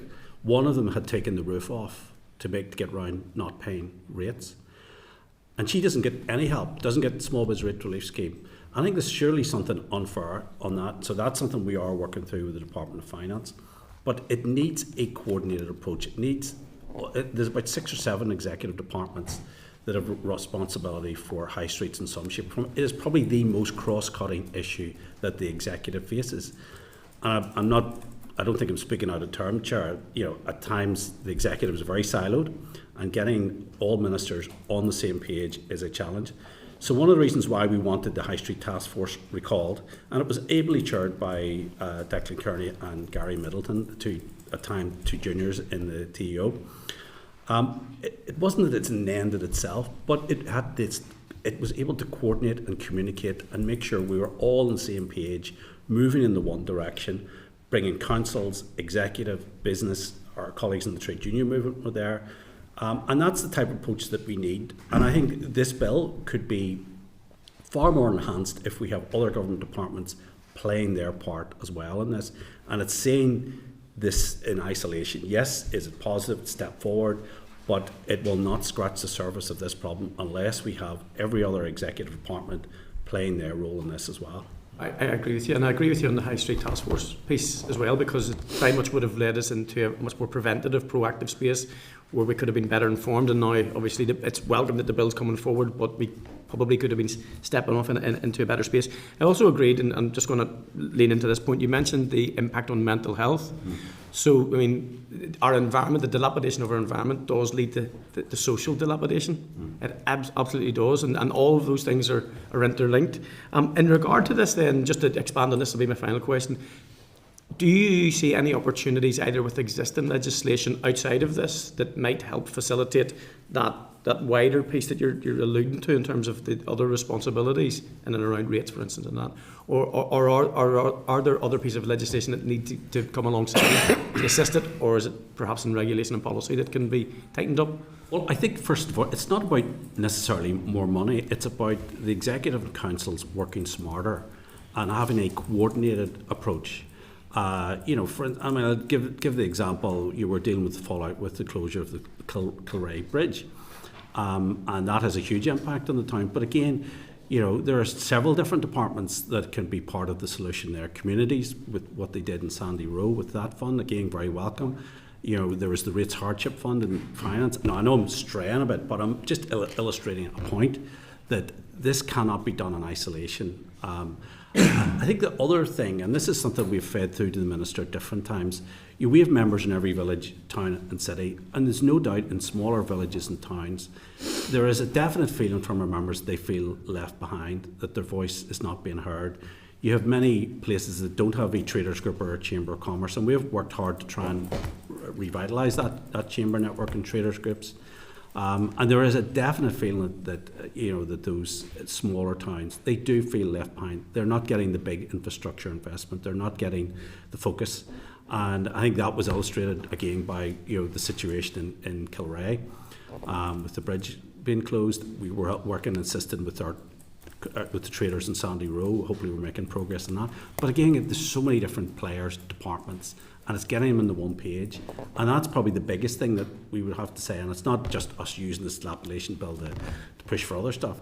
It's about making sure that we can really, and I believe we can turn this situation around. I wouldn't be doing this job if I didn't believe we couldn't turn it around. But there is a dereliction, dilapidation crisis that needs urgent attention. We cannot sustain 25% of our buildings vacant. That's not just shops, that's bars, restaurants, retail, call it what you like. And what we see for the future of our town centres, multifunctional hubs. So you have service providers, you have police stations, you have health, you have living communities, all of that. It's about much more of that. It's almost taking that community hub model that it is so important. And I think that's the way that we can focus on it. Not necessarily about more money, it's about working smarter. And I said, that was my final one. I've got a wee one. This is just a wee one. Willie does this at me, says it's just a wee one. Just one, sorry, just one slight comment to put on that as well. When you mentioned in terms of departments working across as well, one of the points in terms of we talk about dilapidation and dereliction is ownership of the buildings. A lot of it in terms of certainly we're talking about cost recovery, but there is an issue, and it would be interesting to explore it further around how clear are we that in terms of we have a database of who actually owns all the properties. I know, for example, arterial routes, ones that I know of in Belfast, there was a number of times where actually whenever they fell, actually one only the storm there a fortnight ago, whenever the whole front came off the shop, there was no way of identifying who actually owns the building. There was no way to do that. There's another few examples too that I'm aware of as well. So from that point of view, it would be interesting if the bill is to be effective, how is that a widespread issue in different towns or different routes? Just some of it is just historical, some of it is just owners have passed away. It's natural, but if this is going to happen, then that issue you're never going to address, or you're never going to get cost recovery, but these buildings are going to continue to decline. So that's an area I think too also needs to be looked at. Are we, I think it's probably Department of Finance, is that something that is an issue? It may not be, but I suspect it might be, that there's a lot more buildings out there that we're not clear who is actually the owner of. Okay. And this is the final one. Thanks for that, George, clarification. This committee obviously is the agriculture environment, but it's the rural affairs piece. So obviously we'll make no excuse for representing our rural towns more specifically in regard to this. So I'm also aware that this legislation is not must do, it's a may do, and then obviously that leaves the discretion to our 11 councils to take whatever approach that they see fit. And I don't want to put you on the spot, and certainly don't ask you to name councils, but obviously you're a membership-led body. Do you see at the moment a discrepancy in terms of councils' attitude towards dealing with dilapidation and dereliction at the moment? And my assessment is this legislation won't see an improvement in that, and if it doesn't exist, it's not a problem, but I suspect that it does. Would it be your experience or not? Well, one area that has an impact on dilapidation and dereliction is councils still passing applications for out-of-town retail development. Whilst that's not the only reason why that we're in this state and why we're here talking about dilapidation, but it's still a major factor. I mean, we worked hard to get the town centre first retail planning policy over the line, and it has a stricter set of criteria, but it's all about town centre first. We still have councils that want their cake and eat it by passing out of town retail development, which is a direct detriment to town centres and dereliction. And I think what you have is when quite often, and we've seen this with banks closing down as well in high streets and town centres, but when one business closes, that's less footfall for the surrounding traders. And then you start to see that domino effect. And when that happens, it's very, very hard to rebuild that. And I think probably that there's a number of examples of towns, Bangor probably being one of them, where it's lost Bangor city centre now. Hopefully it's going the right direction with the Queen's Parade. That's really good to see. But again, they lost so many high street names that relocated out of town to Bloomfield Shopping Centre. So we've got to make sure we make our high streets or town centres the first port of call for as many businesses as we can, as much footfall as we can, not just retail or hospitality. So I think the councils, they need to have a very, very strict adherence, town centre first. And that means what it says. You cannot give more and more out-of-town retail development and expect to have vibrant town centres. And that's when I know that's a big touch point of yours because you've raised it with me before. In that rural aspect then, in terms of the councils that represent more a rural offering, are you finding any pinch there at all? I think it's definitely, I think there is areas there that we have concerns, but it is, there's only so much we can do. So what we've been doing is proactively supporting local chambers. We've helped set up a number of new chambers, because I think it's important, because that role and the day-to-day issues with councils, I think it's important. If you see a strong town, you'll always see a strong Chamber of Commerce there.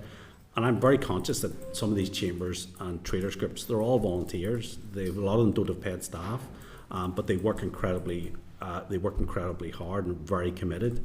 But I'm absolutely convinced that small towns can turn it around, and there are some really good examples of that. But again, it's getting councils, executive, and indeed, when we had the Levelling Up Fund, it's also about UK government as well being part of that. There, we also had conversations with the Shared Island Fund as well, because they're increasingly doing more in terms of infrastructure investment. So I think it's about aligning all of that. Okay, no, thank you very much. I really appreciate that, and thank you, members, for your indulgence with myself there. Declan, have you? Thank you, Chair, and thank you very much for your presentation and the effort you've made to come up here and provide the briefing note. I suppose what has come up in a number of the sessions now is concern over the ability of councils to oversee this. I know that, for example, when our Ulster Architectural Heritage Group were here, they made a point actually that there really is adequate legislation here if it was appropriately enforced, and the question raised about who oversees this.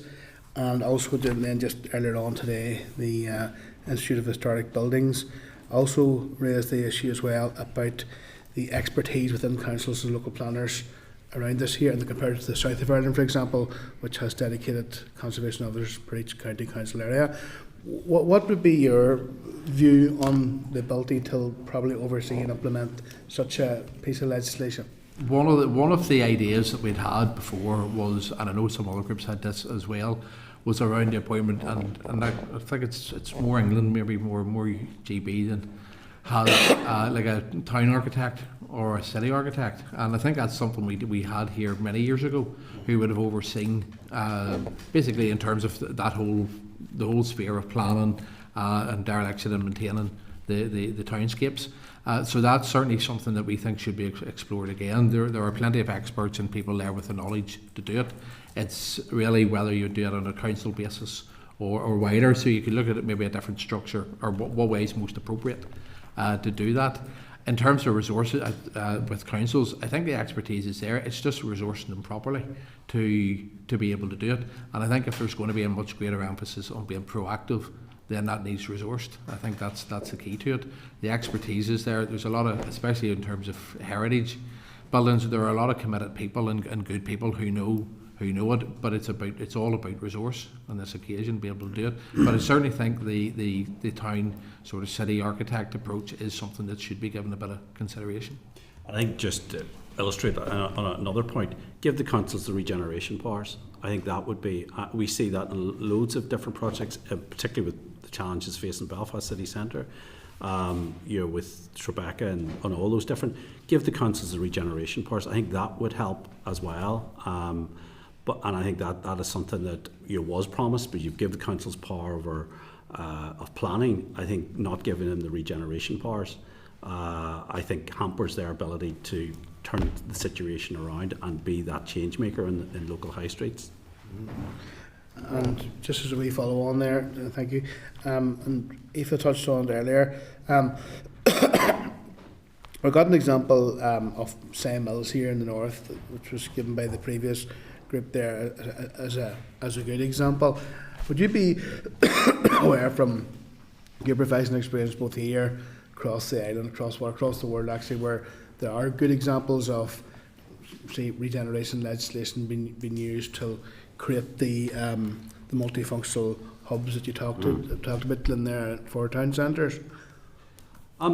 It's not so much legislation. I think there are certainly towns that locally that have that, and I think it's all about changing the leadership structure. It's all about what we call developing that localism approach, and I think that's about changing and revitalising the leadership model. Look, obviously you have some towns that have business improvement districts, and there's about 9 or 10 of them now. That again has been for many towns a catalyst for change. I think towns that have a strong Chamber of Commerce or traders group, again, that's important because that's that leadership model there. And I give, we spend a lot of time, we do our High Street Hero Awards, as you're probably aware, and that's all about recognising the contribution of smaller towns in particular. So there are some really good examples there. Newton Ards is an example where it has a really dynamic independent retail offer. It's a destination. It is a town that has won twice our High Street here, or High Street of the Year. But again, it is a strong local chamber. They've worked really hard in terms of their the offer that they have. So I think it's about that local. Again, it's about that local. How do you empower? How do you revitalise that local leadership model? And again, councils, chambers, and that, as a body, we can't be everywhere. We try and concentrate on the strategic stuff, but that to me is probably it is something we're looking at potentially next year and doing another High Street Summit of bringing international good practice. So it is, we're early stages of working potentially on a paper that will look at that international good practice. And the idea being is that, this is something that we can feed into a future programme of government. On that there, the High Street Task Force report, it was always designed to be, if you like, an annex to a future programme of government, but it didn't, the programme of government is very, very vague in terms of, it doesn't even mention high streets or town centres or anything like that. So again, the starting point, if you want to get things moving, recall the High Street Task Force. That would be in terms of, not as an end, but as something that would help coordinate, communicate, and really get a sense of purpose.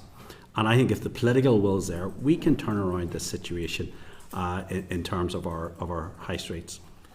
There are some really good examples in GB of maybe old train stations, for example, which have been repurposed, as you say, for mostly smaller independent retailers. So they're feeding in, they're actually giving them the opportunity to open up, almost like hubs there, where you're getting maybe 10 or 15 smaller retailers, not dissimilar to the one there in the city centre, there where they've repurposed the train station for the food court.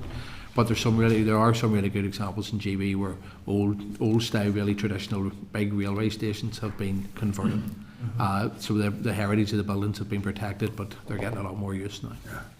Some really good examples. Thank you, George. Thank you, Declan. And William? Thank you, Mr. Chairman. Thank you for your presentation. Reading between what you're saying is, the fair comment is, I think, to say that you welcome the bill, but in its current state, you have concerns about how effective it's going to be. Isn't that right? I think on its own, is it a step forward? Yes. But unless we address the planning issue, unless we get business rates right, unless we get infrastructure right, unless we get public transport right, all of those other factors, then this bill will not realise its full potential. So it's about as I said, it's about a coordinated approach. Is it a step forward? Yes. Is it something we welcome? Yes. Is there issues that we need more clarification on? I think the views of councils, and I'm sure at some point you'll be having Nilga and Solus in front of you. I think in terms of their view of how this works on the ground, councils will be the best place to see it. But there are a number of clarifications in it, such as what is a structure, what is a building. So there are a number of issues there, and it's something that we're corresponding with the department on. Our experience with all of us in the past, getting departments to work together seems to be difficult, and there's no coordination. No, it is, but again, it just comes down to sometimes things like where the levels of fines and all we're talking about, just to be more realistic, to listen to what people think actually will be an incentive for people to opt to work.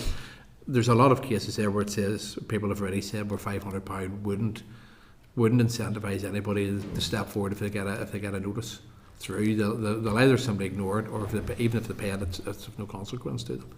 It's something. It's about giving the teeth to the bill. Actually, something where people who have the buildings will actually know, if they get a notice through the door, we have to do something about this, rather than just dismissing it, or it's just another bit of legislation. I think that's the key. Yeah, I'd have some concerns about it from where to go, even from a legal perspective. There could be issues around this. Yeah. Okay. Okay. Thank you, William. Useful. John? Yeah, thanks, Chair. Thanks to you both. You've touched on some of the things I'm going to raise. I'm going to do this for consistency because I raised this with the previous delegation also. This issue of infrastructure, I've not quite first hand, but constituency experience of this in my own main town of Antrim, where former financial institutions can't be converted to retail or hospitality because of the wastewater infrastructure on one side of the street. How real is that, and how widespread is that? Can you give us an indication of that? Because it will absolutely feed into the problem with dilapidation. Two examples I gave earlier, both being resolved by the look of it, but they have sat vacant for years where there were no jobs, there was no footfall, no rates revenue coming in, and no additional benefit to the high street. Yeah, probably the nearest example. Yes, it is. To be clear, yes, it is an issue. One example that I could give you is very close to here on the Newton Ards Road. There was a number of new businesses which would have more hospitality, food-based, beer-based, to be honest, and they had long problems trying to get established. One of them, two of them actually are now open, but could very easily have walked away. Yep. They were buildings which lay for maybe 10 years plus. Yep. The other one, the Portview Centre, is another example. For example, who want to go into that field, in that area, much more hospitality based, but do face challenges. So yes, it is, and also the ones who do get closer, it becomes unviable for them to do it by the sheer cost of it. Also, George, probably worth mentioning in relation to your own presentation, this was done earlier also, but again for consistency, multinationals are better placed to invest in wastewater infrastructure privately than your local independent retailer or trader or hospitality provider. Yeah. Just not an option. Second question, which is different than the previous presentation. How much is public ownership of buildings, derelict or otherwise, a factor for you? Are there former public buildings or? Not to integrate. Now, most of the bigger ones would be city centre based, but then again, it's only literally a matter of time. The ones that are now, there's a fallback in terms of office space. For example, if they're trying to sell an office space, there is no great demand for office space at the moment. So if those buildings are being sat without being taken on, then it will become an increasing issue. Maybe more in the sort of larger towns and cities. But no current trend amongst the towns and villages outside Belfast that we're... Not that I would see in terms of that there, maybe specifically, but not from a public ownership point of view. But a lot of them are sort of maybe historical, owned by families. You actually tend to see, certainly around Ontario, it's a lot of actually buildings and things have been owned by families over years, which have just tailed off. And that goes back to the point I made earlier in terms of, I would still be querying a wee bit in terms of how up to date are we in terms of ownership of the smaller buildings, and a lot of them that we do have. So I suppose it is connected to this. One of the conversations we're having with Department of Finance is about the future of the vacant property rate, which effectively is the executive subsidising dereliction. It's about 30 million, and what we've said is, look, what we need to do is, retrofit the current small business rate relief scheme into a high street rate relief scheme, which we get more targeted relief to independent retail, hospitality and leisure, which is the norm in the rest of the UK. Use that vacant property rate into a wider fund. So it's not new money, it's cutting the cake definitely. But what you're doing is you're focusing the rating system, turn it from a disabler into an enabler. And why should landlords be able to get away with taking the roof off to avoid paying rates? You go to town after town where they've done that, where effectively they're that current policy is subsidising dereliction. The other idea that we put forward is a scale-up rates relief scheme, which would help existing businesses grow, expand their premises, create new jobs, new investment. And this is not just a retail thing, but this could be applied across the board. And so effectively what that could give that business 6 months rates relief. And then obviously when they're revalued, it's quids in for land and property services because it'll be a higher rated. So there's some practical things there that don't cost money, that can, retrofit and change the existing schemes that are there to make a big difference. And that back in business, or the business bonus scheme, which again gives the 50% rate relief for the first 2 years of a business that takes up a derelict and dilapidated building which has been vacant for a year. that again is a really good example where you're using the rating system to address a particular problem. Now, I think we can look at how we can go further and faster with that. But again, so we're feeding all those ideas in. But again, what I said at the start, that has to align with what every government department.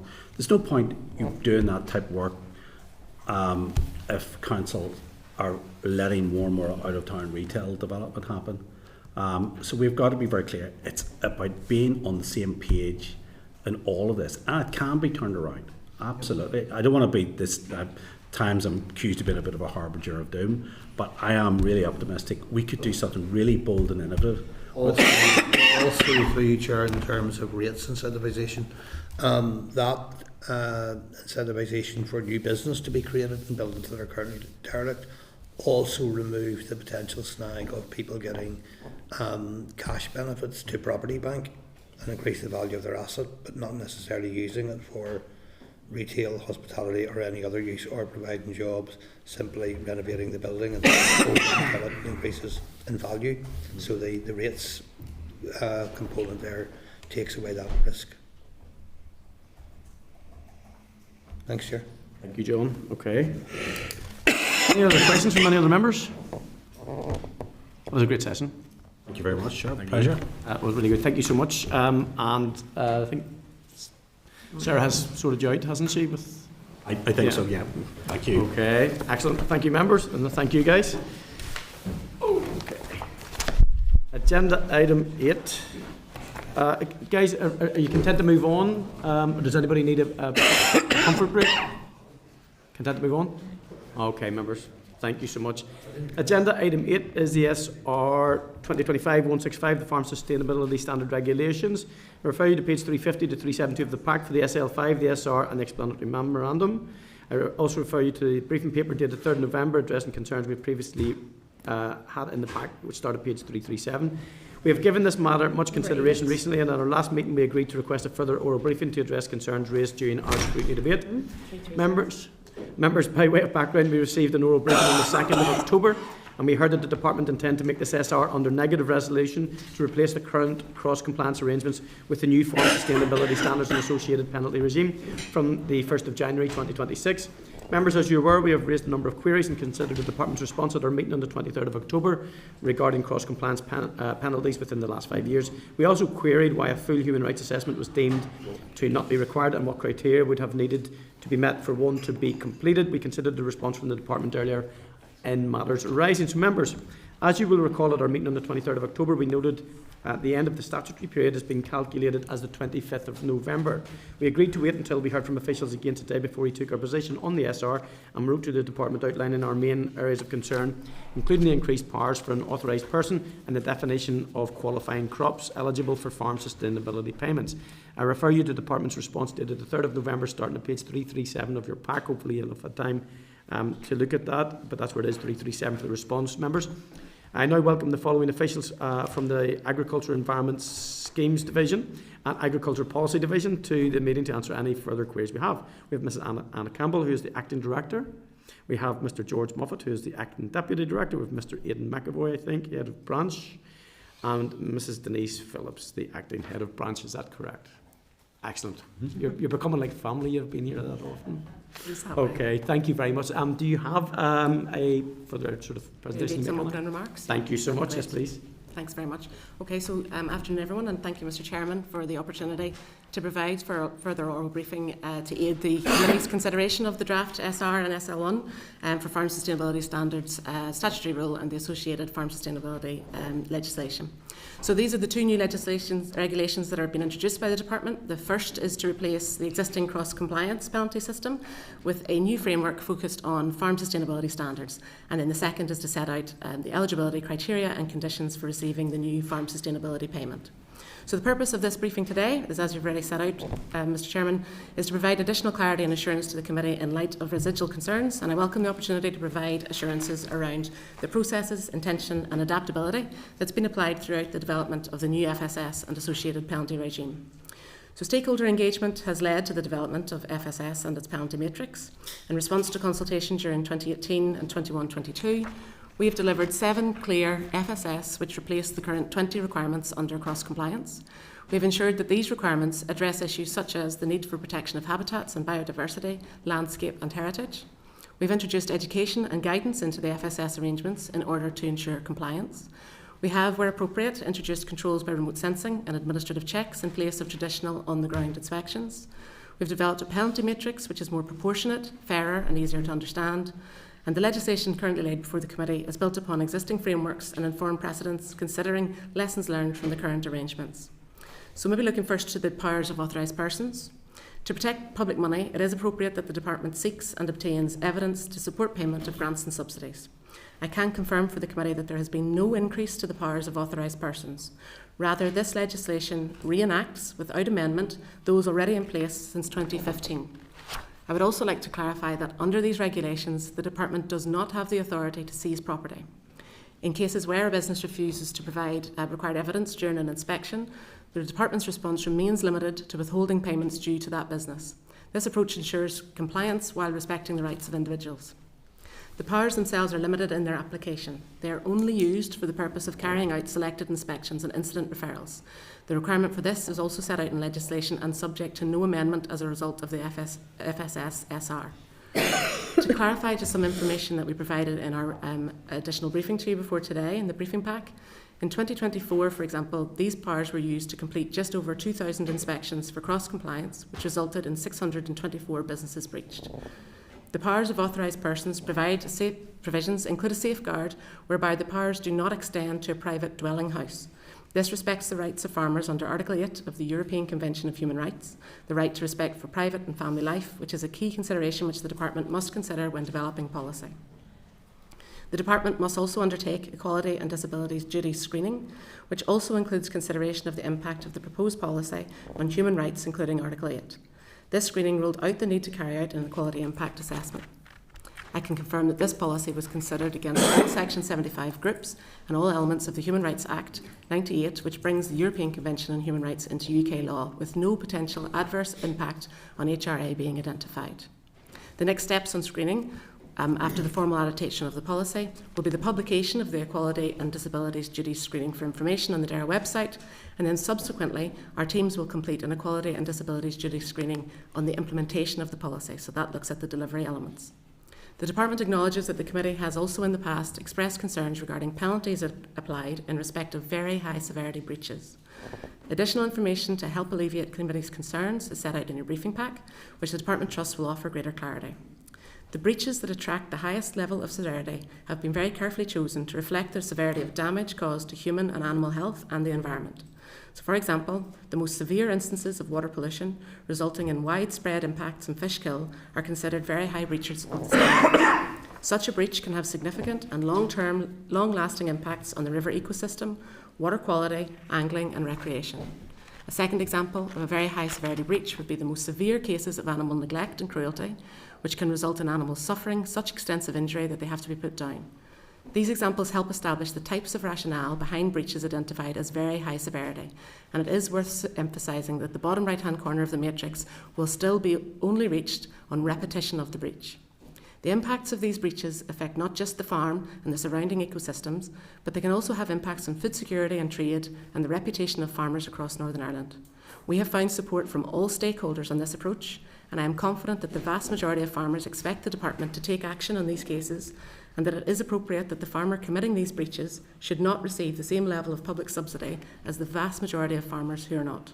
It's worth stressing again, the Department has learned lessons from cross-compliance and, informed through consultation and stakeholder feedback, have developed a more proportionate penalty regime where non-compliance in areas such as animal identification, registration and movement will no longer attract a very high penalty.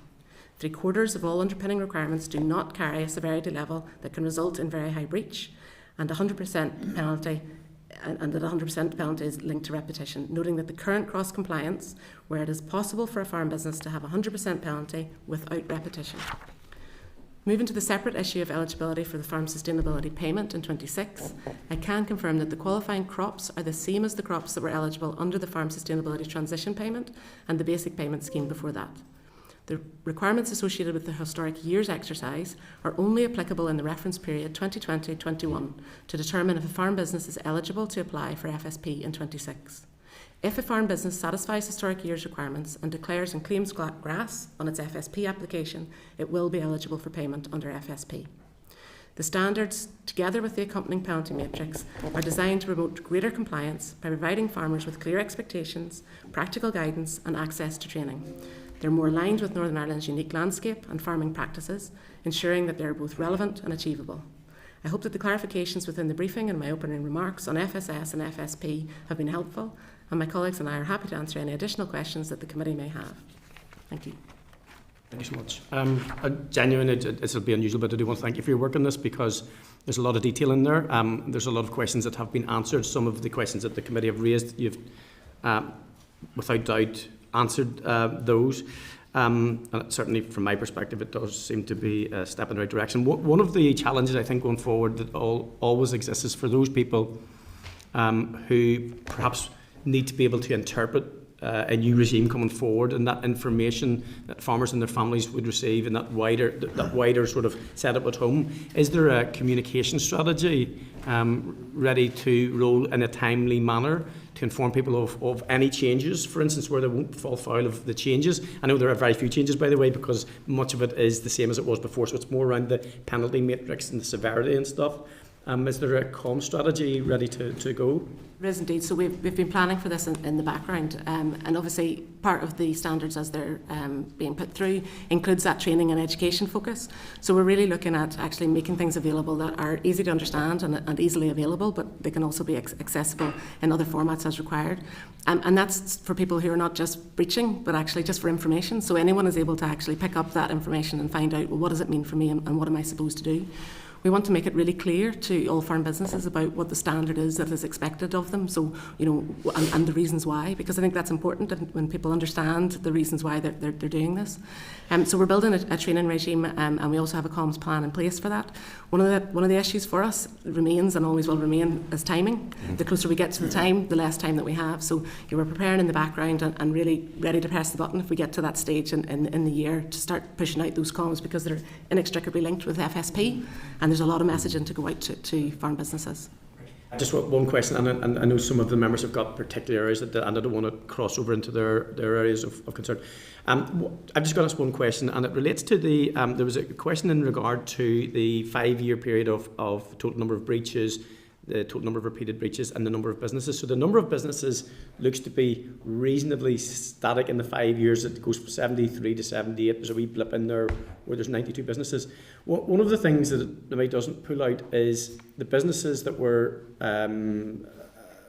breaching, the 73 businesses in 2020 and then 78 in 2024. I'm not going to ask, are they the same businesses, but is there a pattern of businesses more than annually? So in year, I understand if there's a business which repeatedly breaches, but is there any analysis done over a 5-year period to see if the same businesses are repeatedly breaching over a longer period then? Because obviously it's an annual application. I get that.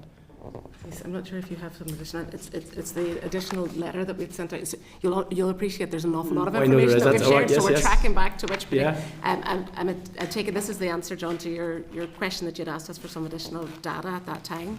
I'm sure that we can, and I'm sure it's something that we do as per our analysis of you know how these things are operating. But we can certainly look at the. Sorry, thank you. So your question is about the repeats of the... Not just within year, but over a 5-year cycle then? But you're looking specifically, sorry, at the numbers that are around the 73 level. In the what, sorry? You're looking at it's the letter that was sent through from the DALO on the back Yes. of John's. Yeah, yes, it's the in the packet. 73 figure, Yes. 67 figure. So we do, but I don't have it to hand in terms of the detail, but it's part of the analysis that we do around who are the big repeaters and Yes. how do we approach those. And if you think about our penalty matrix and that bottom right-hand corner, to get into those places where you are routinely repeating time and time again, and you're not taking on board the lessons that are used, and the impacts are severe, that you should get to the stage where actually your income is affected by that in terms of the subsidy received. Yeah, no, I get that, and I've no issue with that, genuinely. I'm just thinking of in terms of, is there anything additional that sits outside of this matrix and the financial penalty to help understand and identify why it potentially is there an annually repeated problem and stuff to lift that business out of there, or to encourage them to get out? So the financial aspect, it obviously is a significant one, but is there anything else that the department can do if it's a repeat? I think it's something that we would like to be building into the reviews we talked about. So in 26 we're looking to establish our baseline data. 27 is when we start getting that comparison data and we can start to see those elements, and we'll certainly build that into an analysis moving forward of what that means on the ground. And just add on the incident of a first time breach, there is mandated training to be completed. So built into the education and training. And that wasn't there under cross compliance. Okay. So if somebody has a first time breach, there's mandatory training, which hopefully will improve understanding and lead to. And this is brilliant because it leads to my very first query, which is in around that information, that there is an additionality. So it's rather than just the stick, there's the opportunity of the additional training or information stuff, which should hopefully drive down those number of individual businesses who are either breaching or repeatedly breaching. Our absolute intention here is to make sure that someone who is breaching understands why, yes, and understands what has happened, and they're not left in a scenario where they're having an impact of a penalty applied, but they don't really understand the details behind it, and that will help. Thank you so much. Thank you. Part of the part of the feedback and the consultation was the emphasis on training and education. So this underpins the penalty matrix through guidance as well. So there's guidance letters to get those farmers who may not be compliant to a state of compliance, as well as the training for everyone. So. Okay, no problem. Thank you for getting that. I understand that. Declan?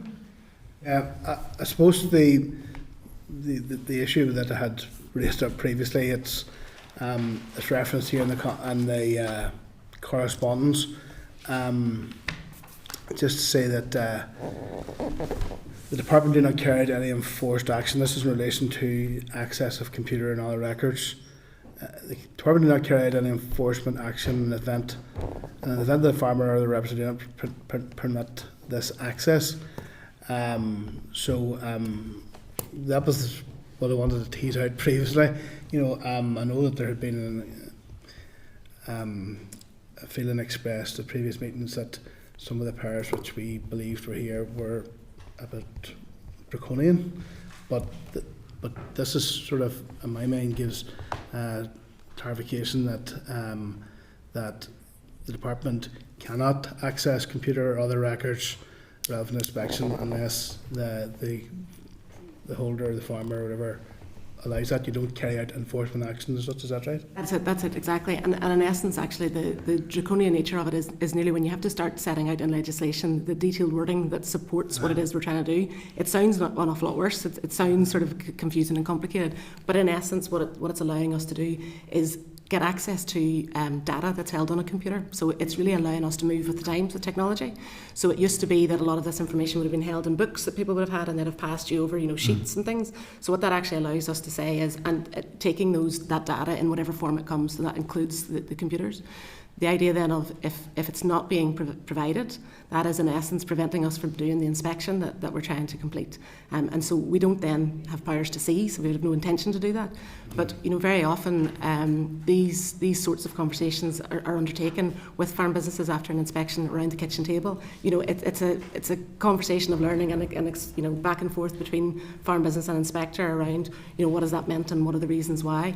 that's what it's allowing us to do, is to get the access to the evidence and to kind of help them get through that inspection, and then that we get them the correct payment at the end as swiftly as possible. So you don't have that enforcement or seizure powers as such? No, we don't have those. And we have, and nothing in that element of the regulation has changed at all, so it's exactly the same as it was under the cross-compliance regime. Yes, thank you. Thanks. Thank you, Declan. And William? Thank you, Mr. Chairman, and thank you for your presentation. You're aware of my opinions from the past. I mean, I've seen some of the penalty metrics and the decisions made that penalise farmers very hefty for late permits and things like that were really not a big major issue. And one farmer in particular lost his entire single farm payment 2 or 3 years in a trot for the same issue. Under the new penalty metrics, who makes the final decision? Is it an individual inspector makes the decision? So the inspector will be there inspecting the elements as set out in the regulations. The point that you're making around those smaller sort of elements that have ended up losing somebody 100% of their payment, that won't happen anymore in this regime, because it is the severity that is now really important in this. So where previously it would have been possible to get to that 100% under repetition, or straight off, so you would be just straight up to that end. If you've done something minor and you've repeated it over and over, that could take you up to 100%. If you've done anything that seemed to be so severe, it could take you straight up to 100%. Now that's not possible. So those minor issues, such as ear tags and things like that, even if they're repeated, you will go through that process of learning, understanding, information. You'll have an opportunity to fix that, and you'll learn from that, and that'll prevent you from getting to that corner, which I think is a great development of this. No, welcome that fact.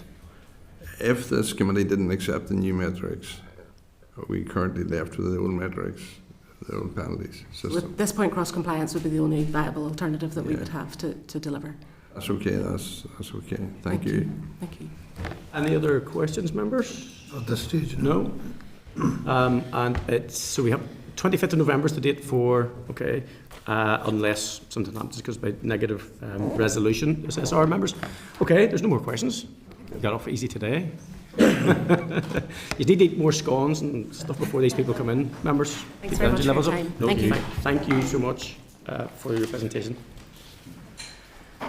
Okay, members, we have a decision. We can either put the question to the SR, which I'm content to do. Yeah.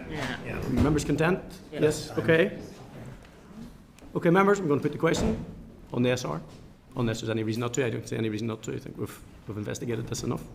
But it's up to you guys. Okay, so I'm going to put the question. That the Committee for Agriculture, Environment and Rural Affairs has considered the SR 2025-165, the Farm Sustainability Standard Regulations, Northern Ireland 2025, and has no objection to the rules subject to the report of the Examiner of Statutory Rules. Okay, are there any objections to the SR being made?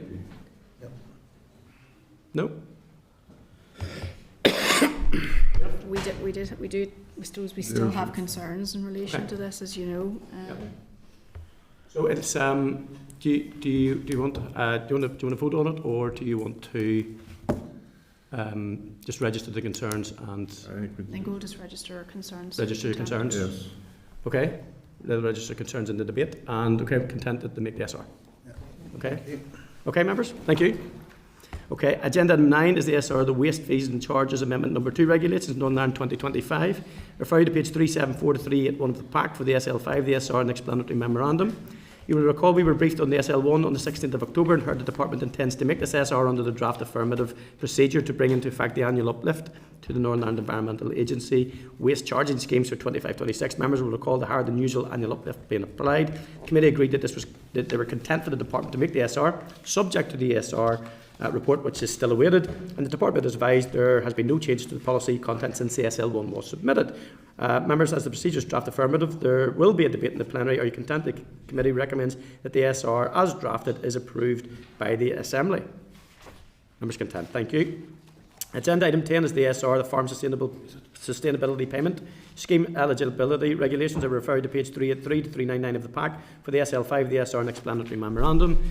Members, as you will recall, we were briefed on the SL1 on the 9th of October and heard that the SR will be made under a draft affirmative procedure to provide the Department with the legal powers to implement the Farm Sustainability Payment, which forms part of the Sustainable Agriculture Programme and will replace the current Farm Sustainability Transition Payment effective from the 1st of January 2026. There have been no changes to policy content since the SL1 was submitted to the Committee and the SR in our 48th report. That's at page 430 of the pack and has not drawn the SR to special attention to the Assembly. On the 9th of October, the Committee divided on our support for the SR's drafted, and while supportive of the programme, such as the Bovine Genetics Programme, concerns remain regarding the conditionality and penalties, and the capping element was also considered to be a disincentive to progress for larger farms. As you will recall, we had a quorum of 8, and a vote was taken on which we were split, ayes 4, noes 4, and consequently the motion to support the SR fell. Have you any further comments? As Chair, we will reflect the views of the Committee during the plenary debate on the motion tabled by the Minister, and this is scheduled for the 18th of November. Chair, just in relation, and I know James had followed up with this the other day, in relation to my concerns around just getting clarity or teasing that out around the genotyping and the conditionality. Now, I know Michael, when I came in, had just handed me a note to say that the queries with the Minister at the minute. So, again, could we try to get a push on that? We could get a push on that. There's another group called SRG you might want to touch base with in regard to that genotyping piece from a stakeholder. If you want, could we do that? Maybe see if there's a paper that SRG, I can give you the contact details for them in terms of that genotyping piece, which is useful as well. It could be informative, but certainly, members agreed, yeah, if members agreed, happy enough with that. Looking for some feedback from SRG in regard to the genotyping. Yeah. Yeah. Okay. You happy enough with that, Anya? I mix you two go. I was going to say, I'm very happy. That's grand. Anya wants it, I'm happy. Compliment the both of us. Okay, members. Agenda item 11 is a departmental written briefing update on the DfC-led Shaping Sustainable Places programme, SSP, in collaboration with DAERA and DFI. I refer you to the briefing paper starting page 401 of the pack, which provides an update on the Shaping Sustainable Places programme. Members, the SSP programme is a collaborative regeneration initiative led by the Department for Communities Urban Regeneration Division, working in partnership with the Department for Infrastructure, the Active Travel Division and DAERA's Rural Affairs Division. It will have capital investment of £150 million over 10 years with a focus on supporting investment and place shaping on village, town and city centres across Northern Ireland, with each department contributing £15 million. DAERA's investment will be directed towards rural settlements of a population of 5,000 or fewer.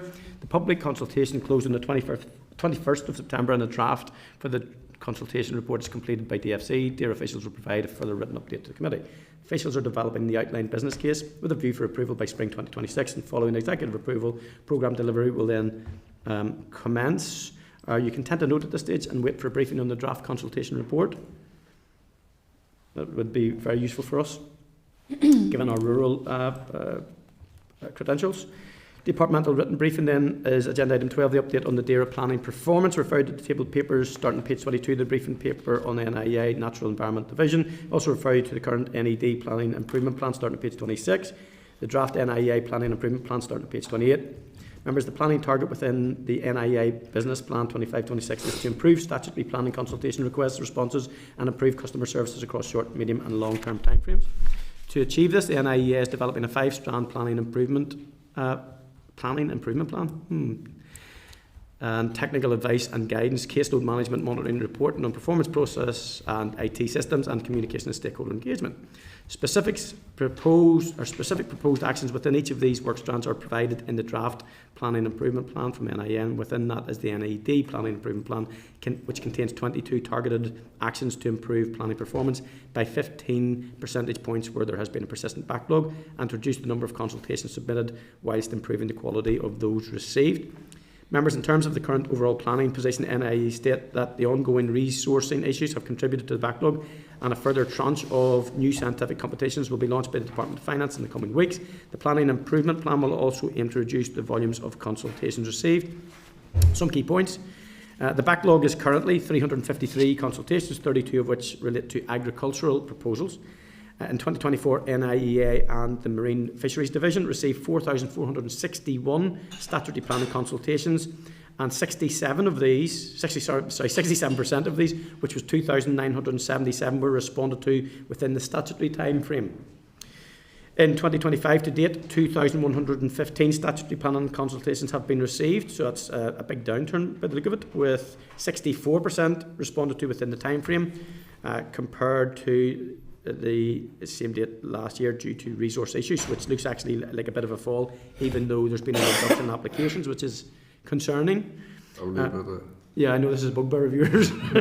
The complexity of consultations is also a factor, as the proposed siting is often in the most protected sites across Northern Ireland. However, the average number of days taken to respond decreased from 29 days in 24-25 to 25 days. So for those who did get a response within that time frame, it was shorter, so there's some wins. The Department advises measures taken to date to improve the quality of consultations have included a planning workshop that highlighted the need for an improvement in the quality of information being submitted to DAERA. Council is instructed to provide clear specific reasons for consultations to ensure that advice provided by NIEA is appropriately targeted, and encouragement of early engagement in the pre-application discussion for major and regionally significant proposals. The Department now finalise and implement the draft NIEA Planning Improvement Plan and implement the NED Planning Improvement Plan. Okay. A lot of plans in there, a lot of P's.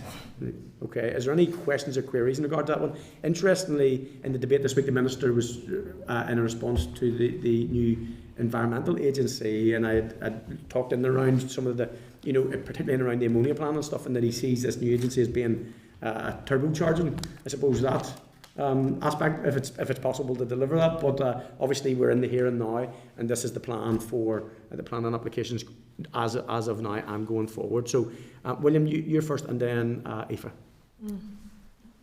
It's all very well to show statistics, but planners tell me they're getting consultation responses asking them to identify issues that are NAA's remit to identify, and planners are not identifying them because it's not their the consultation. It's not their place to identify the NAA issues. It's up to NAA to identify them. But by doing that, it's making their consultation times look better than they are. And that's the feeling of some planners. That's a very interesting angle, actually. If I could understand if NIA were seeking more information on a specific issue, but if they're not identifying the issue, then it's very hard to provide the information. Well, it's not planners' position. It's not their remit to identify NIA's what NIA needs to respond on. So it's an application. So what you're saying is the planners would have no problem providing information if they knew what was being sought. Yeah. Planners consult on an application, but in some instances NIA is coming back and saying, what area of this application do you want us to respond to? But it's up to NIA to look at the application and see where they need to respond to. It's not up to planners. Whether it meets with the planning policy or not? Well, planners is not. It's not they're not the experts on that. They're experts in planning, not on NIA's remit. I haven't dealt with anything like that. I understand what your issues, but I've come across. It's a recent thing. It's a recent one. Okay. In terms of maybe tackling that question, William, could you maybe give us? We're obviously not going to do constituency work in the committee, but just to make sure we get the right response to the question, could you? An email to you? Yes, if you don't mind, just with a wee bit more detail on that, because I understand it, and if that's what's coming back to planners, that's not satisfactory. Well, it'll be skewing those consultation responses. You understand? Yeah. No, I think I do. If you could share that with us, it'll help paint that picture a bit, just so we get a qualitative answer, if you like. It's okay. Is that okay? Is that okay? So we're waiting on that. Aoife? Yeah, so it says in the report there, approximately 353 consultations currently in the backlog, 32 relate to agricultural proposals. So I think that the Department should provide a breakdown of the remaining consultations by sector or proposal type. So I do think we should ask that question. But I just think it's interesting in terms of NIEA. I have had several, more than I would like to say, coming in from constituents. One very recently, NIEA have to do a bat survey. And I have said it's 29 months later and she still has no bat survey done. Like, where is the delays coming there? That's not good enough if you ask me. And it is, people have plans in place, obviously it has a huge hold up on the planning, with the planning in through council. So I'd love a couple of questions to be asked around that. What is the problem with, if it's a bat survey we need to ask specifically, or is it NIEA? where is the difficulties coming from, and how can we resolve that, or how can the department resolve that? And a further breakdown of the other, so the 353 Yes, please, in terms yeah. of how that. Yeah. Because I think you're right in terms of 32 relate to agriculture proposals, but within that, the rest of that, with 321 or whatever, could still be very much in the rural aspect of may not be directly agriculture, but could be because they're in an area of specific natural interest. constraint, I get constraint that. or something, yeah. Yeah, but I think in terms of needing a BAT survey, that is something that needs to be Absolutely. done. Yeah, and that comes more than, and I mean, you mentioned, or you were reading out there, that the complexity, that the turnaround 29 days, sometimes 25 days, that couldn't be any further from the truth. So yeah, no, I think those questions would be good to get answered. John, and then William's going to come in. Yeah, I want to make the 2 points, Chair. First of all, that the percentage of those that are agriculture related is less than 10%. You made a valid point, or there may be others that are rural location related, and of course there may, but also those may be applications. No one's here trying to determine an outcome, and I'm not suggesting that, but I can think of a few that are in a rural location, and I can understand full well why there might be environmental surveys being done, because there's significant local opposition or significant local concern. So there may be, in many cases, valid reasons for prolonged and detailed scrutiny of what's going on there. The second point is, I think we have to acknowledge that there are a huge number of applications and consultation requests, and a definitive number of civil servants and public servants there to respond to them. And it might be good to know whether that number has gone up or down in recent years, and whether the workload has increased or decreased as well. Yeah. I think there evidently are issues and concerns. I think, and I do accept what you said, that in terms of those rural aspects, there may be contentious issues. I think the point that William was raising was sometimes maybe the applicant doesn't know what's being sought. You know, it's bottoming out, and I think it goes back to Aoife's point too. This has been brought forward, but what actually is it you want? And I think they could be more specific. Now, this isn't just the NIEA. I see this with planners as well. Sometimes the pre-application discussions can be beefed out better, perhaps even with the NIEA in regard to that. What is it you need? It can either be provided or not. To me, it's planning slightly. It should be more black and white. This is what you're required to do. This is what you need to meet, or if this, yes or no, and then. That's part of your evidence comes from. I want to stress, I'm not suggesting for a moment that anybody here is asking for a fast tracking process, or anyone's trying to determine an outcome, but we need to be absolutely clear there will be applications in there on which there are major local concerns and interest, and that is why some of them are taking time. I can think of quite a number. I could list, it would be inappropriate to do so, but I can think of quite a number in my own constituency.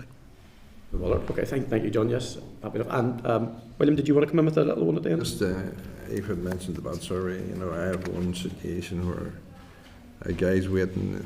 The planners, got about survey done back in May and June. It was forwarded to NAA, and months later they still haven't responded. Now, the BAT survey is a very minor issue in relation to NAA. I can understand John's right. There's some major issues that will take time, but the BAT survey is a 10-minute job. Like it's not.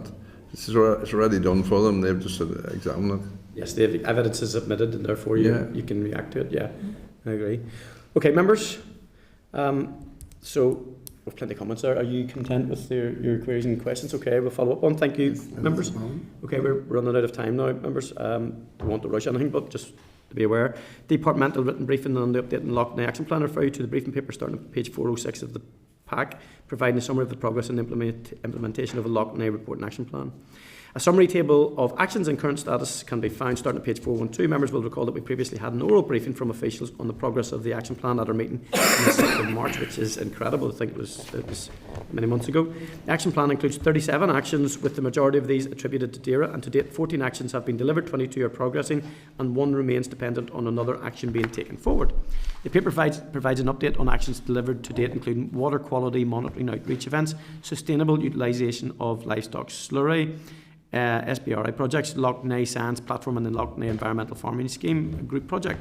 The committee previously raised concerns regarding staffing levels, and I note that DAERA has increased staffing focus on monitoring compliance and enforcement within Loughnane catchment, and out of 28 new posts created, 24 have now been filled. In relation to progress in actions, updates provided include details of AFB research and development proposals commissioned, the water quality communication strategy, development of conservation management plan, and a scientific review of the environmental impact of sand extraction at Lough Neagh. In regards to stakeholder engagement, Minister Muir's chaired 4 quarterly Lough Neagh stakeholder forums, with the next scheduled for December of this year. Members, have you any comments, or members content to receive periodic updates via written briefing, or do we wish to have a further oral briefing to question officials on specific concerns? I would like to keep this on our radar, and I mean, March was the last time we had that oral briefing. Members, so would you be content if we seek a further oral briefing on regards to this, to make sure that it's firmly on our... Is that okay? Chair, can I just suggest that is if that's okay, if it's in the new year, following the last, which will be the December report.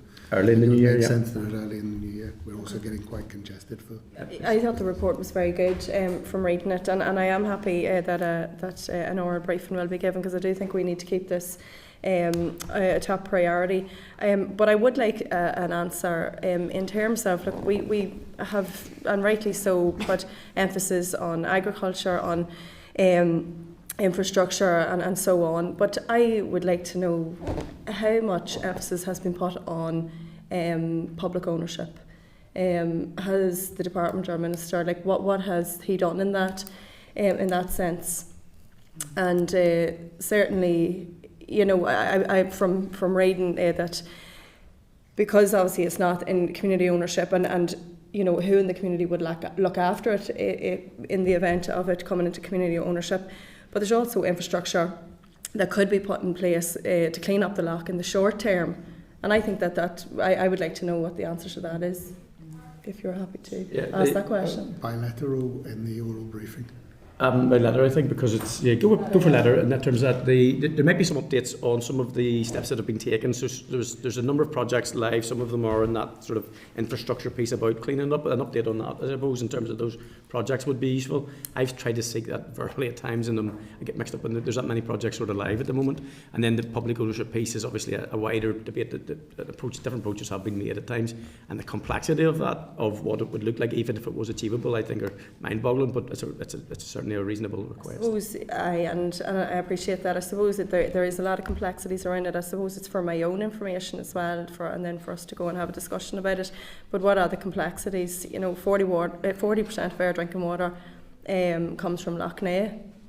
Community ownership is vital at this stage, and we need serious discussions around community ownership and when that is going to happen and how that's going to happen. And I think clarity is absolutely needed, and emphasis is need to be put there as well. If we're going to put the emphasis everywhere else, it certainly needs to be put here too. Thank you. Thank you. Sorry, Chair, can I just clarify? Apologies on that. Just is this work undertaken by the action plan to consider public ownership, or is this more widely in the Parliament? Or are you not? Suppose it's a wider. It is a wider issue. I do understand that. Outside the blue-green algae, I mean, Sudacious blue-green algae, and then the ownership is a wider. No, that's granted. John, you have a lot of background in water. You have a lot of background in water. You're a resident. I was going to say these are separate. These are separate issues, or the ownership and the action on pollution.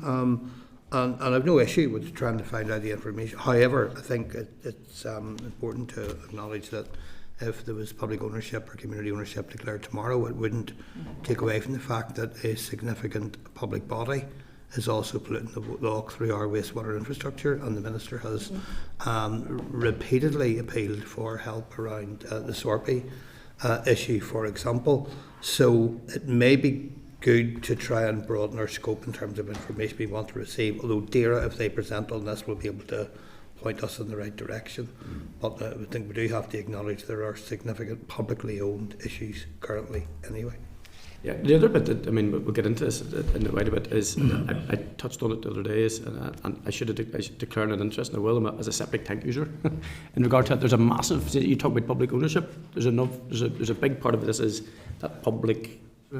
It's not just public ownership; it's public responsibility too. I think checking of those. Yeah, the check and how what we do, our habits, even in terms of what I mean, there's a whole piece that's missing from that space. So there is too. Okay, members content? Yeah. Okay. Excellent. Thank you so much, guys. Correspondence, given the size of the pack, I propose to deal with correspondence by exception. There's a correspondence memo for reference at page 416 of the pack, and massive members are content to note the correspondence as presented. And if members have any comments, I'll summarise the content of the particular correspondence and open it for comment, unless we content to note it.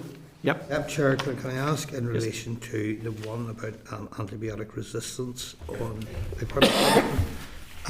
will some information not be linked to the agreement we made earlier in the meeting to try and get information around the pig farm space? So yeah, there is. So that obviously is in relation to something we talked about earlier with regard to the data breach, and that. So yeah, that's something that's going to be inextricably tied together. Yeah. Okay, that's fine. Yep. Okay, members.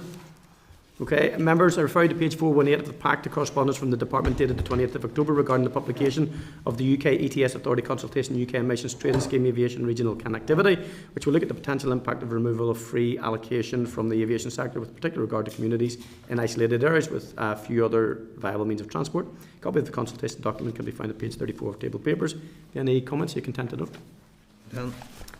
Okay, members, I refer you to page 428 of the pack for the correspondence from the Department dated 27th of October regarding the first formal meeting of the NAP Stakeholder Task and Finish Group held on the 22nd of October, where all parties reviewed and reached agreement on the terms of reference for the group to be published on the DAERA website. Any comments you can tend to note?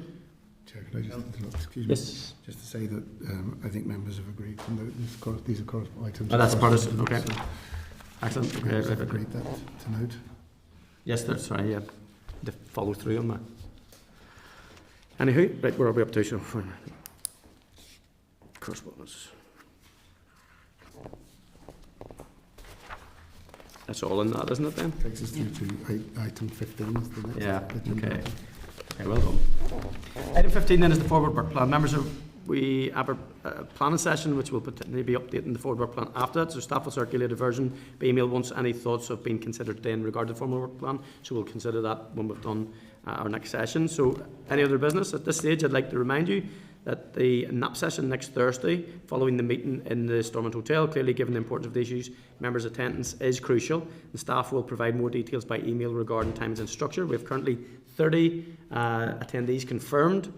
There's a balance right in the middle, which is really good. So I also note that on Monday's Opposition Day order paper there's a motion on establishing an independent environmental protection agency, but obviously part of that debate started this week when the Minister made the announcement. So does anyone have any other business at this point? Nope. Nope. Thank you, members. Okay. Agenda item 17 is the date, time and place of next meeting. The next committee meeting will be on Thursday the 13th of November at 10 a.m. in room 21. Okay. Thank you. Meeting is now adjourned. Oh my God, I have a pen here from the Right. Do you want to ordered for one? Committee Room 21. Sound.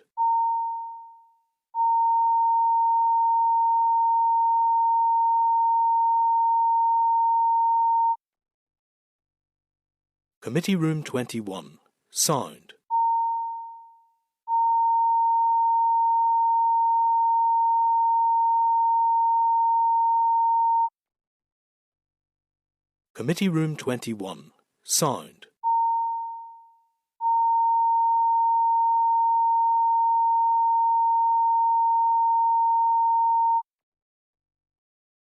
Committee Room 21. Sound.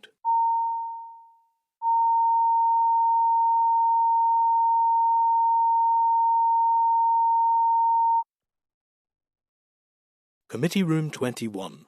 Sound.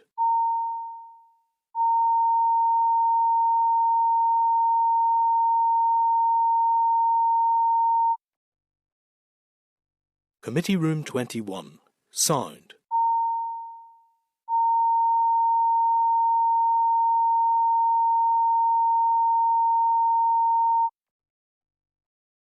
Committee Room 21. Sound. Committee Room 21. Sound.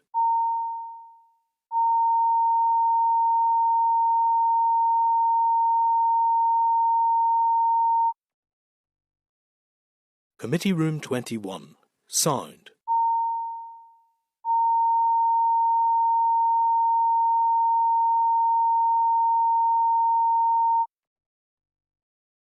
Committee Room 21.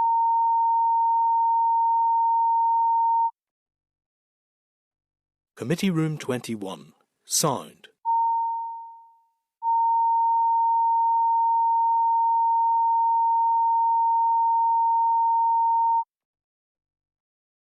Committee Room 21. Sound.